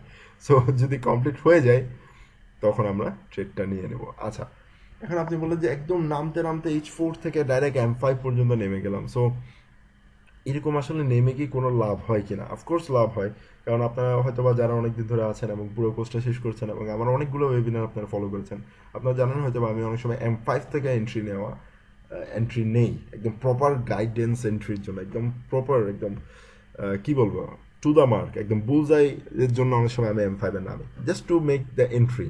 এমন না যে কিন্তু আমার অ্যানালাইসিসটা M5 এ করছি, অ্যানালাইসিস কিন্তু H4 D1 এগুলোর থেকেই শুরু হয়, বাট এন্ট্রি, প্রপার এন্ট্রির জন্য আমি M5 এ চলে যাই। সো আমার একটা রেকর্ড ছিল, সেটা হচ্ছে এই ওভারঅল ফর্মটা করতে করতে আমি যখন একবার M5 এ নেমে গেছিলাম, M5 এ নামার পর আমার যে ট্রেডটা ছিল, আমার ট্রেডটা কিন্তু H4 এর উপরে বেস করে অ্যানালাইসিস সব কিছুই করছে কিন্তু H4 এ, কিন্তু এন্ট্রিটা নেওয়া হয়েছিল আমার M5 এ। ইনভ্যালিডেট হতে হতে হতে হতে M5 পর্যন্ত নামার পর যখন আমি ট্রেডটা নেই, সেই ট্রেডে আমার রেকর্ড ব্রেকিং ছিল, that is 1:17 risk reward ratio. ঠিক আছে, সো সো ওই ট্রেডটা ছিল অ্যারাউন্ড আমার স্টপ লস ছিল 50 পিপস। ঠিক আছে, সো 50 পিপসের একটা ট্রেড, 50 পিপসের একটা ট্রেড, আমার স্টপ লস ছিল 50 পিপস। তো 50 পিপসের একটা ট্রেড, সেখানে আমি যখন টেক প্রফিটটা হিসাব করলাম, তখন টেক প্রফিটটা আমার আসলো অ্যারাউন্ড 900 পিপসের কাছাকাছি, মানে 850 pips plus, that is 1:17 plus. তো রিস্ক ছিল 1, রিওয়ার্ড হচ্ছে 17, মানে 17 গুণ। তো দেখেন ওভারঅল একটা ভালো জায়গা থেকে এন্ট্রি নিলে আপনার রিস্ক রিওয়ার্ড রেশিওটা কত বেশি ফেভারেবল হয়ে যায়। ঠিক আছে, স্টপ লসটা কিন্তু সবগুলো আমি বাফার টাফার দিয়ে 10 পিক্সেল বাফার সব কিছু দিয়ে কিন্তু দিলাম, কিন্তু একদম এক্স্যাক্ট জায়গায় এন্ট্রিটা হওয়ার ফলে যে কারণটা হলো, আমার এগেনস্টে ট্রেডটা যাওয়ার কোনো সুযোগ পাই নাই, যতটুকুই গেছে আমার ফরেই গেছে। সো একটু সময় লাগছে, অলরেডি 2-2.5 সপ্তাহের মতো সময় লাগছে, but 1:17 was a good trade এবং I was holding that, take profit hit, I was out of the market. Okay, so এমন কিন্তু কিছু ব্যাপার স্যাপার কিন্তু অলরেডি আমাদের আসে। তো এই জিনিসগুলো কিন্তু আমরা দেখে দেখে কিন্তু বুঝে বুঝে আমরা খুব ভালো কিছু রিস্ক রেশিও ট্রেড কিন্তু আমরা করতে পারি। আচ্ছা, এই জিনিসগুলোকে আমি আরেকটু ইলাবোরেট করার জন্য কিছু চার্ট এখানে অলরেডি আমি অ্যাড করেছি, যে কিছু বেটার আরআর জন্য আমরা আসলে কীভাবে আগাতে পারি। ফার্স্ট থিং, আমরা কোনো একটা টাইম ফ্রেমে ডাইভারজেন্স দেখলাম, এখানে এই যে ডাইভারজেন্স, এখানে একটা ডাইভারজেন্স দেখলাম, হিস্টোগ্রামে ম্যাকডিতেও দেখলাম, ঠিক একই রকম জায়গায় এখানের মধ্যে আমরা ডাইভারজেন্সটা এখানে যেহেতু ফর্ম করছিল, এর পরের টাইম ফ্রেমে এসে দেখি যে এখানে একটা ডাইভারজেন্স ফর্ম করেছে। এটাতে ডাইভারজেন্সটা অলরেডি বড় আকারে একটা ফর্ম করছে এখনও যদিও বা এটা এখন পটেনশিয়াল লাইক ফর্মিং পজিশনে আছে, এখানে এসে অলরেডি কমপ্লিটেড হয়ে গেছে, এখানে হিস্টোগ্রামটা ছোট হয়ে গেছে, সো ইটস কমপ্লিট হয়ে যাওয়ার পর আমরা এন্ট্রি খুঁজে একটা এন্ট্রি নিলাম, এবং ফার্স্ট এন্ট্রি নিলাম ফার্স্ট টেক প্রফিট এখানে, সেকেন্ড টেক প্রফিট এখানে, এবং থার্ড এটা আরও উপরে গেছে, সো থার্ড টেক প্রফিট একদম উপরে। সো এখানের মধ্যে দেখা যাচ্ছে অলরেডি যদি আপনি একটু হিসাব করেন, এখানে আমরা যদি ওভারঅল একটা, এখানে আসলে আমি যেটা ট্রেডিং ওভারঅল স্ট্রাকচারটা এখানে বানানো হয়েছে সেটা হচ্ছে ফার্স্ট যেটা রিস্ক রিওয়ার্ড রেশিওর অনুযায়ী যেটা হিসাবে ছিল সেটা হচ্ছে রিস্ক যতটুকু ছিল ফার্স্ট রিওয়ার্ডটা সেম ছিল, সেকেন্ড যে টার্গেটটা ছিল that is twice as this, third যেটা ছিল thrice as this. It's a kind of a compounding thing. আপনারা যারা কম্পাউন্ডিং বা পিরামিডিং ট্রেডের ভিডিওটা দেখেছেন তারা আই থিঙ্ক এই জিনিসটা বুঝতে পারছেন, রাইট? সো এখান থেকে একটা বাই নিলাম, বাই নেওয়ার পর আমার ফার্স্ট টেক প্রফিট এখানে, সেকেন্ড টেক প্রফিট এই যে লেভেল অনুযায়ী এখানে, থার্ড টেক প্রফিট একদম উপরের লেভেল। সো থার্ড প্রফিট যখন আমার হিট করে that was like 1:5 risk reward ratio level, ঠিক আছে? এখানে আমি আরেকটা এক্সাম্পল দিচ্ছি একই রকম, যে মার্কেট এখানে আমরা ডাইভারজেন্স দেখলাম, অফকোর্স খুব সুন্দর ডাইভারজেন্স, সাপোর্ট লেভেল ব্রেক করলো, এবং সেই সাপোর্ট লেভেল ব্রেক করার পর আমরা নর্মালি এর আগের যেসব লোয়ার টাইম ফ্রেম সব কিছু যদি আমরা ম্যাচ করে যদি দেখি যে না সব কিছুই যদি আমাদের ফেভারেবল অবস্থায় থাকে, এরপরে আমাদের সাপোর্ট লেভেলটা ব্রেক করলো, ব্রেক করার পর retest, easy price action context, ভলাটিলিটির পর রিটেস্টের পর আমরা একটা এনগালফিং দেখলাম, সাথে সাথে আমাদের এখানে ট্রেডটা নেওয়ার পর broom a good profit. C how easy it is. কিন্তু আমাদেরকে কিছু এই সূক্ষ্ম জিনিসগুলো কিন্তু জন্য আমরা কিন্তু অনেক সময় কিছু ভেজালে পড়তে হয়, ঠিক আছে? যেমন ধরেন এই যে ভলিউম ডাইভারজেন্সের যেটা ব্যাপার, আমরা অনেক সময় দেখা যায় যে ম্যাকডি কিছু দেখাচ্ছে না বলে আমরা অনেক সময় হতাশ হয়ে ওই ট্রেডটা থেকে বেরিয়ে আসি, যে আসলে মার্কেটটা কারেক্ট করছে, আসলে কতদিন কারেক্ট করবে, কোন দিকে যাবে আসলে কিছু বোঝা যাচ্ছে না। তখন ভলিউম ডাইভারজেন্স যেটা অন ব্যালেন্স ভলিউম দিয়ে আমরা করি সেটা আমাদেরকে হেল্প করবে। দেন সাইকেল ট্রেডিং আমাদেরকে একটা প্রপার এন্ট্রি নেওয়ার জন্য হেল্প করবে। সিক্রেট নাম্বার 3তে অবভিয়াসলি আমরা জানি যে এখন 3টা লেভেল থাকে, 3টা লেভেলের মধ্যে আমরা ট্রাই করতে পারবো, যদি একবার কোনো একটা ভালো জায়গা থেকে ডাইভারজেন্সটা ফর্ম করে এবং সেটা লেভেলের কাছাকাছি এসে ফর্ম করে, তার মানে 3বার আমাদের কাছে সুযোগ থাকবে যদি আমরা লেভেলটা প্রপারলি ধরে রাখতে পারি। আর ফান্ডামেন্টাল ডাইভারজেন্স একটা নতুন কনসেপ্ট ছিল, প্লাস মাইনাসের যেটা ব্যাপার আমি বললাম, ওই জিনিসটা একটু মাথায় রাখার চেষ্টা করবেন। ইটস ভেরি ইজি, 1-2বার প্র্যাকটিস করলে আপনার জিনিসটা মাথায় ঢুকে যাবে। আর আমাদের যেটা ফরমেশন, কমপ্লিশন, ব্রেকআউট, ইনভ্যালিডেশন, এই জিনিসগুলো যেটা ছিল এগুলো আই থিঙ্ক আপনারা এখন বুঝে গেছে, ঠিক আছে? So last but not the least, that is proper risk reward ratio, যেটা ব্যাপারটা আমি বললাম যে ব্রেকডাউন করে লোয়ার টাইম ফ্রেমে গিয়ে দেখা। কিন্তু এই লোয়ার টাইম ফ্রেমে আপনি যতটুকুই যান কোনো সমস্যা নেই, আমি মেনলি প্রেফার করি যে আপনি D1 থেকে H1 পর্যন্ত যাবেন, এর বেশি নিচে গেলে হয়তো আপনারা যে অবস্থায় আছেন সবাই কিন্তু আমাদের MFX স্টুডেন্ট সবাই কিন্তু একই স্টেজে নাই, কেউ প্র্যাকটিস করছে 2 বছর ধরে, কেউ 3 বছর ধরে, কেউ আবার 1 বছর প্র্যাকটিস করে এত ভালো প্র্যাকটিস করেছে সে অন্যান্য যারা 3-4 বছর ধরে আমাদের সাথে আছে তাদের থেকেও ভালো ট্রেড করছে। এমনও মাশাআল্লাহ অনেক ভালো স্টুডেন্ট আমাদের সাথে আছে, ভালো ট্রেডার আমাদের সাথে আছে, ভালো অ্যানালিস্ট আমাদের সাথে আছে, এবং আই এম ভেরি হ্যাপি যে আপনারা MFX এর সাথে থেকে আপনাদের নিজের ট্রেডিংটাকে ইমপ্রুভ করতে পেরেছেন। এবং আমি নিজেও সবসময় চেষ্টা করছি যে আপনাদেরকে আরও বেটার কিছু দেওয়ার জন্য, এবং অফকোর্স আপনারা যারা অ্যাডভান্সে আছেন আমি আশা করবো আপনারা আলটিমেটেও জয়েন করবেন, এবং আলটিমেটেও আপনারা আরও বেশি কিছু শিখবেন এবং আপনাদের প্রবাবিলিটি বা অ্যাকুরেসিটা আরও বেশি বাড়াবে। এবং আলটিমেট অফকোর্স আমাদের তো সার্টিফিকেশন কোর্সটা থাকছেই, প্লাস আমাদের যেসব বাইরের থেকে যেসব জবের অফারগুলো আসে আমাদের স্টুডেন্টদের জন্য তা তো অবশ্যই থাকছে, বাট এছাড়াও আপনি আরও অনেক কিছু জানতে পারবেন। আই থিঙ্ক আমাদের আলটিমেটের যে ওভারঅল সিলেবাস তাও কিন্তু অনেক বিশাল একটা বড় ব্যাপার। সো অফকোর্স আপনারা অ্যাডভান্স এখন যে জিনিসটা শিখছেন already, it is very important এবং ভেরি ইউজফুল। আপনারা জাস্ট কয়েকদিন প্র্যাকটিস করেন, এরপরে দেখবেন যে আসলে আপনারা যেভাবে আগে ট্রেড করতেন ডাইভারজেন্স নিয়ে এখন আপনারা আরও বেটার ট্রেড করতে পারছেন। Last but not the least, another very important thing, psychology এবং ট্রেড ম্যানেজমেন্টের উপর অনেক বেশি নজর দিতে হবে। আজকে আমি যে টেকনিকগুলো দেখালাম, যে সিস্টেমগুলো দেখালাম, সবসময় প্রাইস অ্যাকশন কনটেক্সটের উপরে বেস করে কাজ করবেন, মূল ডাইভারজেন্সগুলো মাথায় রাখবেন এবং এগুলোকে এডিশনাল হিসেবে কাজ করে নেবেন। বাট আপনি যদি সাইকোলজিক্যালি প্রপারলি ট্রেন না থাকেন, আপনি যদি ট্রেড ম্যানেজমেন্ট, রিস্ক ম্যানেজমেন্ট যদি প্রপার করতে না পারেন, আপনাকে আমি যত কিছুই দিই না কেন, আপনি ভালো কিছু আপনার অ্যাকুরেসি ইমপ্রুভ করতে পারবেন না। ঠিক আছে? সো এই নিয়ে আমি শেষ করছি আজকে আমাদের এই ভিডিও। অলরেডি 1 ঘন্টা 15 মিনিটের কাছাকাছি চলে আসছে। সো প্রতিবার যেটা বলি, অফকোর্স আপনার যদি কোনো কোয়েশ্চেন্স থাকে অফকোর্স আমাকে ইমেল করতে পারেন, email to mfxcenter@gmail.com, help@mfxcenter.net or ceo@mfxcenter.net। আর অবশ্যই সবসময় চেষ্টা করবেন যে ডেমোতে অথবা সেন্টে প্র্যাকটিস করার জন্য প্রথম প্রথম, কারণ নতুন জিনিসগুলো যখন আপনারা শিখেন তখন কিন্তু আপনাদের একটু মাথার উপর দিয়ে যায় অনেকেরই। ঠিক আছে? ভিডিওটা 2-3 বার দেখতে হয়। সো মাথার উপর দিয়ে যাদের যাচ্ছে তারা রিয়েল অ্যাকাউন্টে না করে ডেমো অ্যাকাউন্টে বা সেন্ট অ্যাকাউন্টে আপনারা প্র্যাকটিসগুলো করতে পারেন। আর আরেকটা জিনিস হচ্ছে, এখন যত সময় যাবে আগামী যতগুলো ভিডিও আসবে সবগুলো একটু একটু টাফ হতে থাকবে।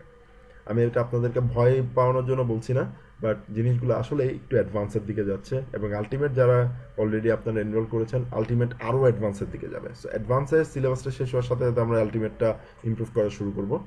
সো আলটিমেটটা যখন ইমপ্রুভ হওয়া শুরু হবে, তো এর আগে যদি আপনি নিজেকে অ্যাডভান্স লেভেলে নিতে না পারেন, আপনি কিন্তু একটা আলটিমেট ট্রেডার লেভেলে কিন্তু যেতে পারবেন না। সো মেক শিওর যে আপনার স্ট্যান্ডার্ড এবং অ্যাডভান্সড এই দুটো জিনিসের যতগুলো ভিডিও আছে সবগুলো একদম মাথার মধ্যে কী করবো ঘুলে খেয়ে ফেলে যেরকম একটা ব্যাপার স্যাপার আছে না, ওইরকম যদি না হয় অ্যাকচুয়ালি আপনি আলটিমেটে যে পস্তাবেন। মানে আপনি আলটিমেট কিনবেন ভালো কথা, বাট আলটিমেট নিয়ে বুঝতে পারবেন না আপনি যদি অ্যাডভান্সের এইসব ব্যাপারগুলো যদি আপনার ক্লিয়ার না থাকে। কারণ এখন যে ডাইভারজেন্সের কথা বললাম, এখন যে ভলিউমের কথাগুলো বললাম, এই কথাগুলো কিন্তু আলটিমেটে আপনাকে অনেক বেশি কাজ দিবে। ঠিক আছে? সো আশা করছি আপনারা অনেক ভালো থাকবেন, সুস্থ থাকবেন এবং নিজেকে আরও বেশি ইমপ্রুভ করবেন, কারণ এই ফরেক্স মার্কেট আসলে নিজেকে ইমপ্রুভ করার সীমানা নেই। তার জন্য আসলে এমএফএক্সের ইউনিভার্সিটি আমাদের ওভারঅল মেম্বারশিপটা কিন্তু লাইফ টাইম মেম্বারশিপ। আমরা সবসময় আপডেট করতে থাকি, আমরা সবসময় আপনাকে চাই যে আপনারা যেন আরও ভালো কিছু শিখতে পারেন, আপনাদের অ্যাকুরেসিটা যেন আরও ভালো হয়, খারাপ মার্কেট থেকেও যেন আপনি একটা ভালো প্রফিট নিয়ে অন্তত বেরিয়ে আসতে পারেন। এটা যেন আপনার জন্য একটা বড় ক্রেডিট হয় ওভারঅল। সো ধন্যবাদ এমএফএক্স এর সাথে থাকার জন্য। এবং কোনো যদি কোয়েশ্চেন্স থাকে, অফকোর্স অনেকের অনেক কোয়েশ্চেন্স থাকবে, কেউ যদি বলে যে আমার কোনো কোয়েশ্চেন্স নাই তার মানে সেই জিনিসটা বুঝে নেয়। ঠিক আছে? সো কোয়েশ্চেন্স অবশ্যই থাকবে, কোয়েশ্চেন করবেন, ইমেলে পাঠিয়ে দিবেন। অফকোর্স আমি 24 আওয়ার্সের মধ্যে, ওয়ার্কিং ডেতে অফকোর্স 24 আওয়ার্সের মধ্যে আপনাদেরকে রিপ্লাই করার চেষ্টা করব। আর তাও যদি কোনো প্রবলেম হয় of course you can knock me in Skype. আমি সবসময় স্কাইপে থাকি। টেলিগ্রামে প্রায় সময় আমার অনলাইন থাকি, ইউ ক্যান নক মি। টেলিগ্রামের রিপ্লাইটা একটু তাড়াতাড়ি পাবেন নর্মাল ইমেল থেকে, দ্যাটস ফর শিওর। সো ওইখানে আপনি নর্মালি করতে পারবেন, বাট একটা জিনিস হচ্ছে আস্তে আস্তে আগান, প্র্যাকটিসটা ভালো মতো করেন, যেন আগামীতে যেন মাথা থেকে জিনিসগুলো উড়ানছু না হয়। ঠিক আছে? সো ধন্যবাদ এমএফএক্স এর সাথে থাকার জন্য, আমার সাথে থাকার জন্য এবং এমএফএক্সকে সবসময় সাপোর্ট করে যাওয়ার জন্য। ধন্যবাদ।